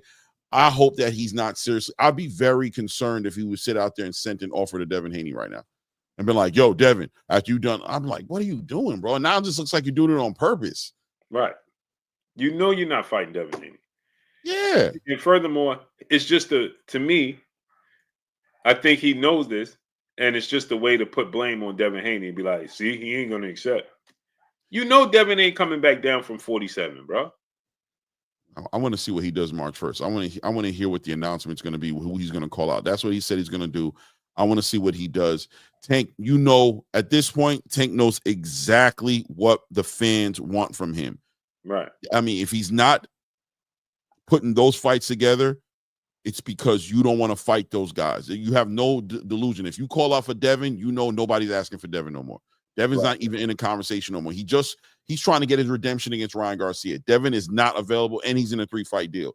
Right. What are you talking about? 3 fights that have been said, not like 3 fights like he's on a 3-fight contract. No, it's been set out there. Jose Ramirez, winner, you know what I'm saying? After he wins that, Ryan Garcia, after that, winner of Boots and Tio. That's what it is. So he's not on the table no more. There are fighters who are available, and those are the ones we want to see you fight, and you know it. So we'll see what he does. And he and again, at that point in time, he could have been like, well, you know what? Devin has moved up in weight. You know what I'm saying? Maybe in the future, never say never. But, I'm looking to fight the guys in my division. Right. That's it. That's all. I want to make these fights happen so I can shut people up. You could even cut this out. All them haters, all them content creators saying this, and I'm going to shut them up and go beat up they dudes, knock out they, yeah, man, all that, man. Get it in, bro. Talk it. You know what I'm saying? Hey, listen, the dudes right in my division, Devin, you know what I'm saying? Clearly, Bubba Dub don't know. Right. He don't know. You know what I'm saying? So you mentioning this dude that he way above your. Now you said he was too big at 40. Now he going to 47. Yeah. And you ain't move up. So it's miraculously he ain't gonna be too big. No, that's not what it is. I'm telling you, when it come to Tank, bro, I'm gonna be real with you. When it come to Tank, I always have a place in my heart where I always remember that Tank ain't, Tank isn't. I always like Tank is for the streets. You know what I'm saying? Tank ain't for the regular media to be doing interviews and going and being asked random questions. And this is something I think that Floyd saw, Leonard saw, Al saw very early in him, and they try to protect him from himself by let Floyd talk for you. Don't let these guys ask you crazy questions that are going to put you in compromised situations. And now that he's taking his career into his own hand and he's doing this whole entire media campaign, he's going from platform to platform, doing these interviews and answering these questions. You can see he's just not polished. Right. He's just not polished. Right. Yo, Clay, look at your man. Who getting at me? Yeah, boy, that's what you do when you know what you about to do. Yeah, boy. This is right before I head to the airport. Man, Clay. I just got the phone call. Just letting you know. Bags are packed. Bags are packed. Yo, check him out, Clay. Yeah. He said, I know I'm a damn fool, but I'm going to beat the brakes out of somebody on Saturday. I'm going to tell you that right now. They're going to catch his hands. Yeah, bro. Yeah, bro. Yeah, bro. We had in Riyadh. We on our way to Riyadh, bro. We on our way to Riyadh. Yo, Martin, this is hilarious, Clay. Yeah, he getting it in, bro. That's what happens when you get that phone call. Yeah. You've been sitting there. Oh, you got yeah, that they done messed up, Clay. They done messed up and let me in the party. Listen. Respectfully, Joseph Parker. Respectfully, I'm gonna see you on Saturday, brother. Yo, you know what I mean? Yo, they done messed around. Bag coming through, bro. He's like, get that house getting built now. I've been working on it, you know what I mean? But now I'm about to finish it off, get that crib knocked out in the Congo. I'm right there. It's on and popping, baby. We feeding the whole block biscuits for the whole month, baby. Yo, and it's everybody. When he found out the Joseph Parker deal was done. Yeah. Yo, Mom Bakole is wild. That's wild. You're not crazy, Context. That's a fact. He can do that. Yo, bro, what? You see this? Not to change the story. Who's that? Is that Pac? Yeah. That's not Pac. That's somebody who looking like Pac. That's how he would look right now, though, for real. That's how he look right now. That's gotta be AI or something. Yeah, it gotta be. It's gotta be AI. What if it really is him, though? Nah, don't say that. That ain't Pac. That'd be diabolical. First of all, when did he start growing hair? Pac was all about the baldy, bro. I know he got hair, but you know what I mean. Him still rocking the thugs. Yeah, but remember he had to change the look up, Clay. Yeah, he disappeared, right? Now he in Cuba somewhere. Man, salute to Contact and Perspective, my brother in the super chat, dropping that Cinco on his super chat. Yeah, am I crazy to think that Tank could move up like Pacquiao did, at least cap at 140? Yeah, he could. He don't want to. He don't have advantages. Contact and Perspective. When you move up in weight like that, those bigger dudes can absorb your power. That's the thing. It's not that he don't have the skills and the technique and the talent to do it. Mm-hmm. Now they can absorb your power. And now that starts to open up the door for other things.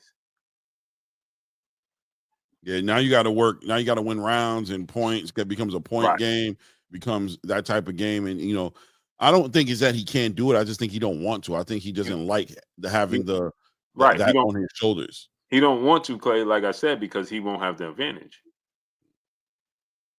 You understand what I'm saying? He got a clear edge in power right now at 135. You move up to 140 and fight better guys at 140, that edge in power is no longer there. Right. They're gonna start to absorb your power. Sure.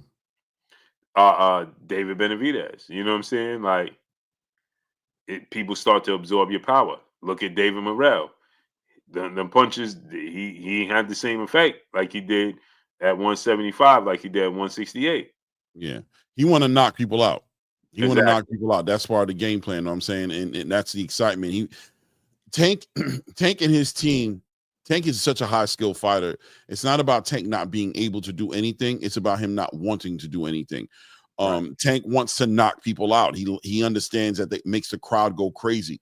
It makes the pay-per-view sales go up. It makes the seats fill up in the building. It makes his brand go crazy. He wants to knock you out. He wants to fight somebody who he can knock out. He doesn't want to go to a decision. He doesn't want to be part of a fight with a crowd. I've heard Tank talk about that before too. Like if the He crowd talked was about ever that boo in him. the same interview. He did it again. Oh, he said it? Okay, he said yeah. the same thing. Yeah. He want to be able to knock you out. He wants you to fight him. If you knock him out, you knock him out. That it is what it is. You know what I'm saying? But he don't want to go to 12 rounds and go to a decision. And he want you to fight him, and he wants there to be a good chance that he's going to knock you out. And I think sometimes people cross that with fear of getting beat. Yeah, that fear of getting beat is there, I guess, to a degree, but it's not that. It's about being part of something exciting and being part of something that the crowd is going to love. You know what I'm saying? And promoting your brand. right, exactly. And his brand is knocking people out. Like that's part of who he is. And if he's not knocking people out, he's off character. Right. You know what I'm saying? He's not in character, and he wants to stay in character. Mm-hmm. That's why he didn't.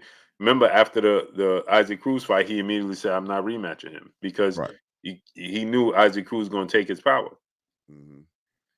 Right. So again, it's a marketing strategy. Exactly what it is. It's a marketing strategy. He wants to be in position where, like Clay said, he got the highest percentage of chance to knock you out. Yeah. And he move up in weight. He's not fighting for legacy. Right. So those dudes up there, he might beat them, but he might not knock him out. It's a legacy win, but that's not. He's marketing his brand as a knockout artist. Yep. 100%. And so if you don't knock them out, he feels like it's going to go away. That's a fact. So that's his whole stance. You know what I'm saying? That's his stance on this entire equation. And he said it. He said, I'm able to put, I sell pay-per-views this way. I put butts in seats. He said it. I got to watch that interview. Yeah, it's a good interview. It's short, but it's good. Yeah, I ain't getting a chance to watch it. I ain't gonna lie. I saw Bubba. Shout out to Bubba Dub, man. Think you're a funny dude, bro. You know what I mean? I like some of your content, but I just didn't think he was gonna do a good job interviewing. Yeah, not Tank. I ain't gonna lie. Not for boxing, no. Yeah, I didn't think I was gonna hear nothing that I cared to hear about. I thought he was gonna joke around, play around. Hey, man, Tank. You know what I mean? Which is adorable. I could watch it anytime, but Right. I knew that little Yachty was going to do the official interview. I knew that Jay Hill was going to do an official interview with Bubba Dub. I didn't think he was going to say nothing significant on there. Shout out to Bubba Dub, though. Much respect, bro. So I'll watch it though now, though. Yeah, it's a pretty good interview. Kurt Robinson, what's up, family? Been a channel member, family member for 2 years. Salute to you, great brother. Much love. Drop the bombs on him, Clay. Hey, Blue, almost time for Tank to make a Be More statement. Yes. Oh, I believe he will. Yeah. For sure. You know what I'm saying? But the thing is just, you got to look at it from the standpoint of competitiveness. Is it for competitiveness? You know what I'm saying?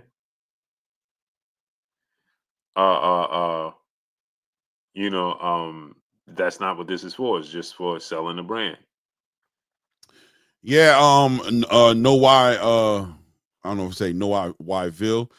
Yeah, man. It's not even about trying hard. It is about trying hard, right? It is about trying hard, but it's just more so if you're gonna last 12 rounds with him, he wants it to be we were going at each other and it just lasted 12 rounds. He doesn't want to fight nobody who he thinks is purposely trying to take it to the 12th round, just trying to outpoint him. And he doesn't want to become a point fighter. He doesn't like that because off the strength of he feels like his brand and his money and his marketability, his market value is based on his ability to knock people out.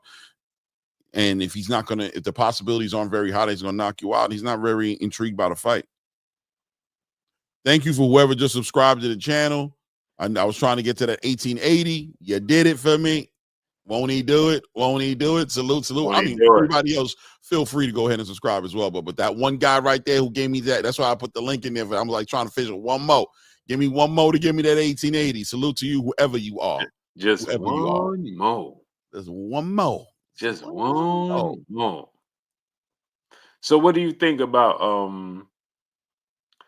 I think we covered the entire card now, One right? thing Claymore gonna do is cape for Tank. Oh man, is it like that? I'm gonna cape for Tank. I mean, I'm actually kind of I'm kind of flattered that you said that because I get the Tank hater you know what I'm saying, tag. So I must have said something that, am I being too nice to Tank? Maybe I'm being too nice to Tank. I was being too nice to Tank. I appreciate that, man. Next person who tell me I'm a Tank hater, I'm gonna refer them to I'm Just DF. I want to be like, hey, yo, DF, where you at? I'm Just DF. You hear what this clown talking about, bro? Calling me a hater? Yo, tell this dude, bro. Yo, talk to this dude, man. I'm Just DF said you never hate on Tank. Man, I'm telling you, I'm going to keep you close, brother. I'm going to keep you close, bro. I got you right here. I'm going to be looking for you. I'm keeping you close. You my guy. You my guy, bro. Yeah, Curtis Robinson said, salute, I'm Just DF. Boy, listen, man. You right, though. I don't be hating on Tank, man. I don't be hating on him. I just be keeping it 100, trying to get him to fight, make some fights, you know what I'm saying? Keeping him 100, hold him accountable, hold his feet to the fire, but I ain't hating Tank. I ain't hating on Tank. Right. People can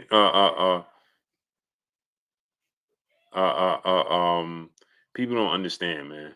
They just don't get it. No doubt. Salute, Matthew Bishop. I appreciate you, man. Thank you. Thank you for all the support of everybody who supports the channel. When I drop the content, y'all give me, you know what I'm saying, encouraging words under the content, you know what I mean, pushing me to be the best I can be. I appreciate you guys. And I appreciate all the respectful haters too, man. The respectful ones. I don't got time for all the nonsense. You know what I'm saying? But the ones that are always that y'all be in the chat, you know, come on, Clay, you ain't being fair. Hey, come on, Clay, you not being right, man. You got to call it fair down the middle. You not, I love it. I love it, man. I love it. I try my best, man, but you can't make everybody happy. But one thing for sure is I'm always going to speak my truth. I'm going to speak my truth. I hope if it lands right with you, we cool, I guess, that day. If it don't, then, you know, don't take it personal. Clarissa Shields got suspended.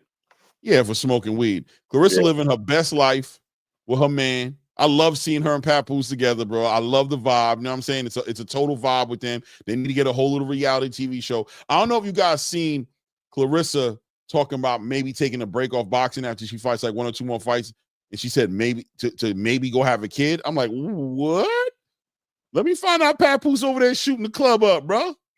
Pap, y'all not even heard Pap. You over there doing it like that, Pap?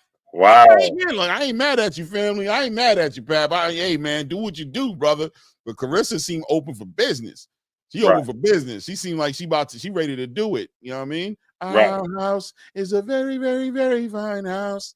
Right, Clarissa? I see you, girl. Hey, Pap, you dirty little. Not the cynical laugh. Not the cynical laugh. Yeah, Pap, I see you, brother. I see you, brother. Not the cynical laugh. I see you, brother. Do your thing, brother. Kirk Robinson, my brother in the super chat, dropping that Cinco. Going into the super chat. He said, keep up the time. Salute to you, Kirk. Much love, family. You know what I mean? Solo in it. Brother in the super chat, dropping that Cinco. Going into the super chat. Question: what's your thoughts on people that make brittle hand jokes, like Shakur, for example? I don't think it takes away from him being a great boxer. That's just people that never competed in anything in life, right? They typically make statements like that because they haven't competed in anything in life, and they're fans of they're man fans, right? They're hating. They're hating. So again, you know what I'm saying? Shakur, brittle hands, he's not the first person. You know what I'm saying? Floyd Mayweather, most notably, we know about Floyd Mayweather's situation. TBE. Yeah, Andre Ward had to retire because of his knees. Right. You know what I'm saying? And the list goes on. Injuries happen in sports. It's just a part of sports. You know what I'm saying?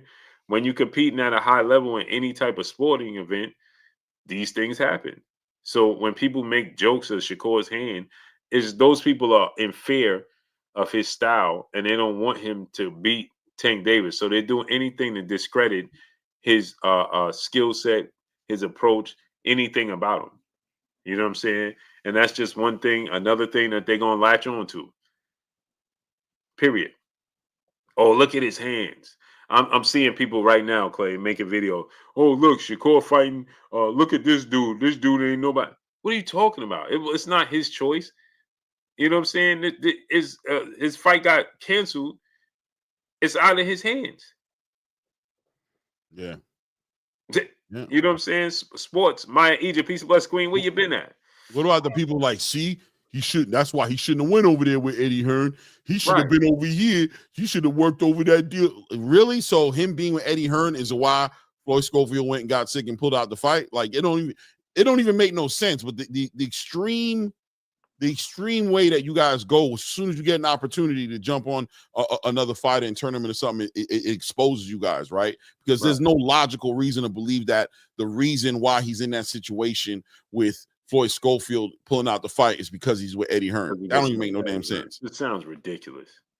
When Shakur chose this fight, so if he got a multiple on top of that, deal, right? Yeah. If he got a multiple fight deal with PBC and he said, "Hey, let me get this Schofield fight," right? Then we're gonna shoot at the PBC. Like, oh, the P should never been with the PBC. Look what they did. Right. I mean, start making this make sense. Think about this. David Benavidez signed with the PBC years ago. He's been loyal to them for years. And they know the fight that he desires is Canelo. Yet they signed Canelo 2 different times, excluding David Benavidez from the contract. Oh, shoot. Yeah. Frequency, you take off Wednesday. No, I gave Matthew asked me when I come on. I said Monday, Tuesday, and Thursday. Bro, I'll be delirious, bro. I don't even know why I be doing that, bro. Matthew Bishop. It's Tuesday, Wednesday, and Thursday. That's fatigue, bro. Yeah, bro. Salute Kurt Robinson, brother, back in the super chat. He said, "Keep up the grind, Blue and Claymore." Salute, yes, sir. 1000%. We're gonna stay on this grind, bro. Always, man. And don't forget, on Saturday we're gonna come on at what time did we say? 2 o'clock. I'm gonna be up and at it probably at like 10:30, 10 o'clock. I'm gonna start going crazy. Okay. You know what I mean? Have a little morning show and then we'll switch over. I'm gonna be on all day, bro. I'm watching boxing all day. I'm like that. I ain't gonna lie to you. You know what I'm saying? So I'm gonna be there and then I'm gonna switch over at 2 o'clock and we're gonna cover the whole main card on Blue's channel. Okay, so 2 p.m. Eastern Standard Time, New York time. We will be live for these fights. A whole bunch of fights. Talking about them all, man. Building and trying to see what's going to happen next, man. Because these fights are all, you know what I mean. They're all gonna, you know, momentum wise snowball into bigger fights, man. The whole place is gonna go crazy, and I'm telling y'all, I'm saying it now because later on, I don't want no confusion. This David Benavidez ringside thing going on. I can't wait. They start interviewing him and asking him questions about it.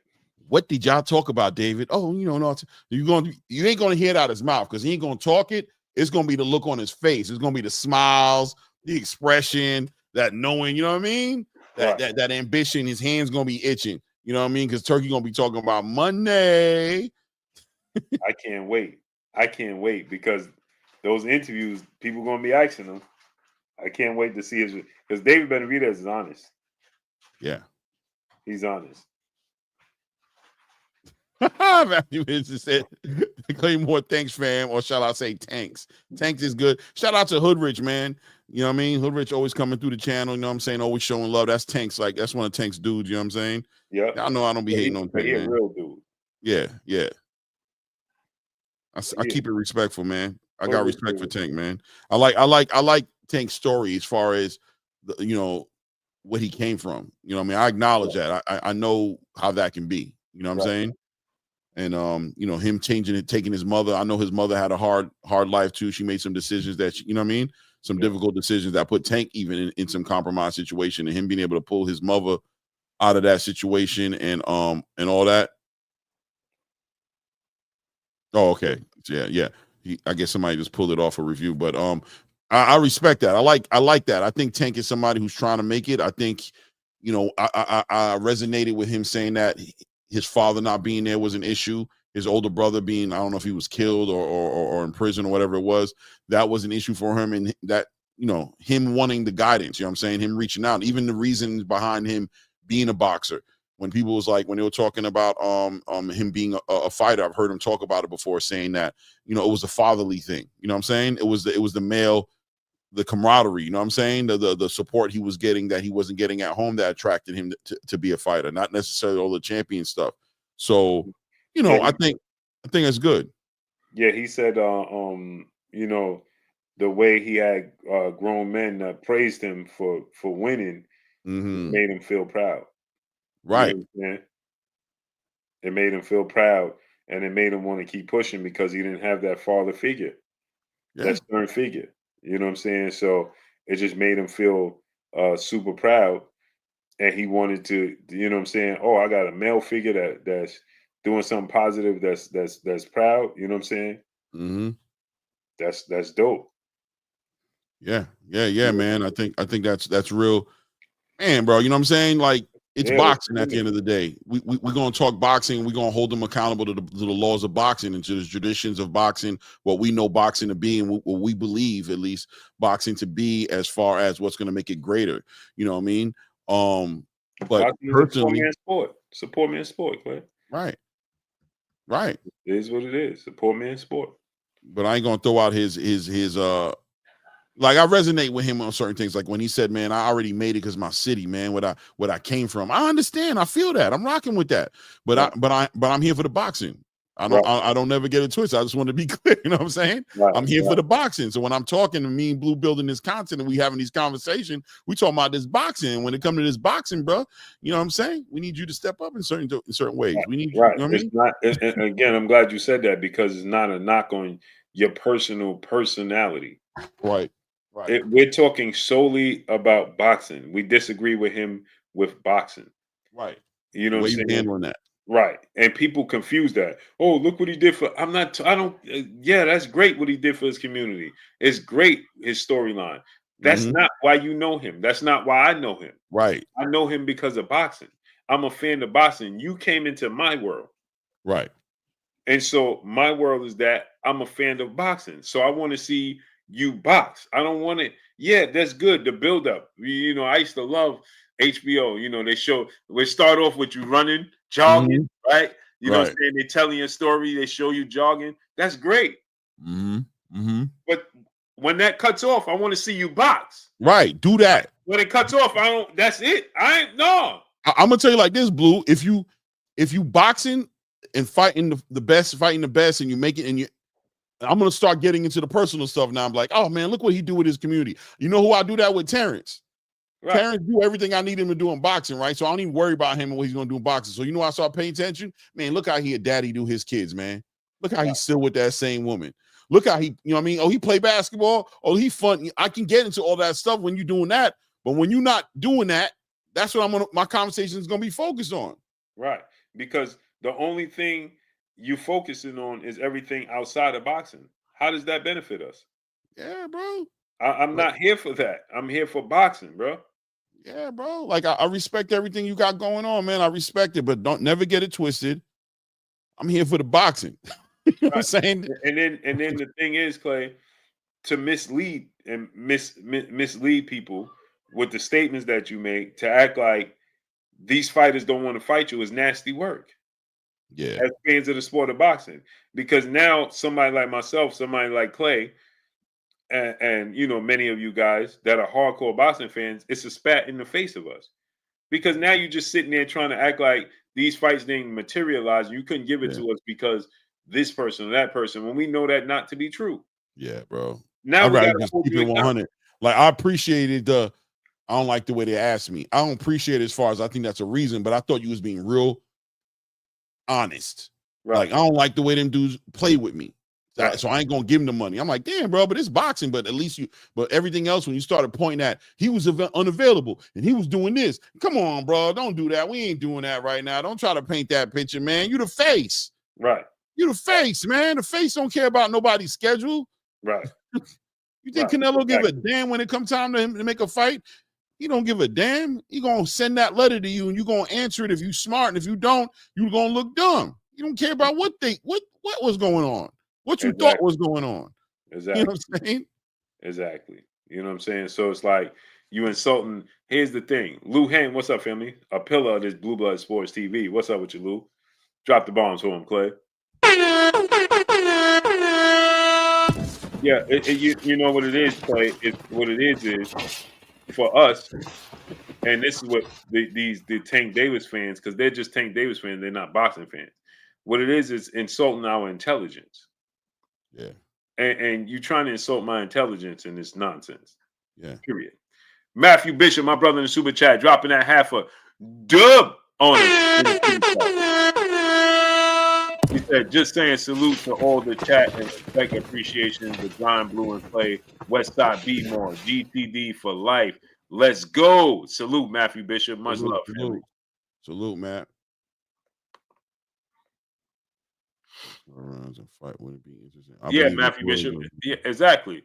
And that's what Coach Calvin said. But again, okay, you can't act like Shakur don't want to fight, though. Just say you don't like the style matchup. Right. Period. That's a you thing. That's not a us as boxing fans or we thing or Shakur thing. That's a you thing. You don't like that style. Period. And that's cool. But that's you. And hold yourself accountable. Hey, bro, that dude gonna do this. He gonna run. He ain't gonna make it exciting. Cool. But that's a you thing. Black Jesus SP, brother, in the super chat, he said, hashtag salute. Everybody drop $2. Salute, family. Appreciate you. For sure. And just take a minute, everybody, man. I need y'all to click the link. The link is pinned up in the chat right there. Click the link. Subscribe to my brother Claymore Rain. The link to his channel is pinned up right there in the chat. I need y'all to click that link and subscribe to his channel, man. If you have not hit the like button for this show, please hit the like button and support this channel, support the grind. We appreciate everything y'all did for us tonight. And we will be back together on Saturday at 2 p.m. Eastern Standard Time. It's going up. And we got a long day, people. So it's going up. It's going to be a long day, and it's all exciting boxing. So it's not even like we gotta wait. I'm pretty sure we're gonna have some intermediate, and Yeah. But there's so many. Don't forget, Turkey gonna have somebody come up there and perform. Something about to happen. Yeah, and there's so many anticipated fights on the card itself that it's not like we like, man, can't wait to get through this fight to get to that fight. Jay Lynn, peace, blessings, queen. Drop the bomb on Jay Lynn, Clay. It's not even like it's like, man, we gotta wait for this fight. Man, when is this fight gonna end? No, we got big fights every fight. I mean, from the opening, what opens the main card, Clay? The Shiraz fight? I think the first fight is gonna be I would think it would be the Buatsi Caleb Smith fight. I think should be the first fight. Man, I forgot about that fight. Yeah, that's gonna be a fight that David Benavidez is looking at too, bro. That's gonna be for an interim WBO title. That's for the interim WBO title.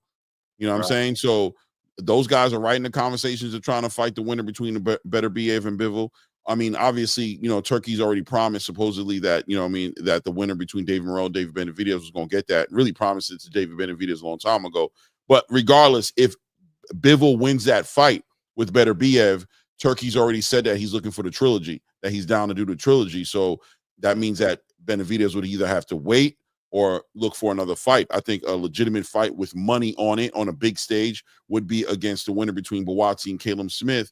I know he's always pushing this idea of him going up to cruiserweight to fight Zerto, and I've heard that conversations have been there with Oscar De La Hoya about making that fight happen. I'm not that big of a fan of that fight. I understand where he's coming from. David Benavidez ain't waiting for nobody no more. That's what it is. That Canelo Alvarez experience at 168, he's not waiting on nobody no more. So Better Even Bivol isn't there. He's trying to go to the next best thing. But I think the next best thing is the winner of Caleb Smith and Joshua Buatsi. And then get the winner of the trilogy. You know what I'm saying? So that eliminates any politics that, well, the WBO is the mandatory first, so on and so forth, and all of that nonsense. You get the winner of that fight, Right? Eliminate that conversation, and now you the mandatory for the WBO and the WBC, right, and the WBA and the WBA. So, you know that again, it makes that even more intriguing and interesting. Yep. You know what I'm saying? And salute the solo in it, brother in the super chat. Once again, dropping another $100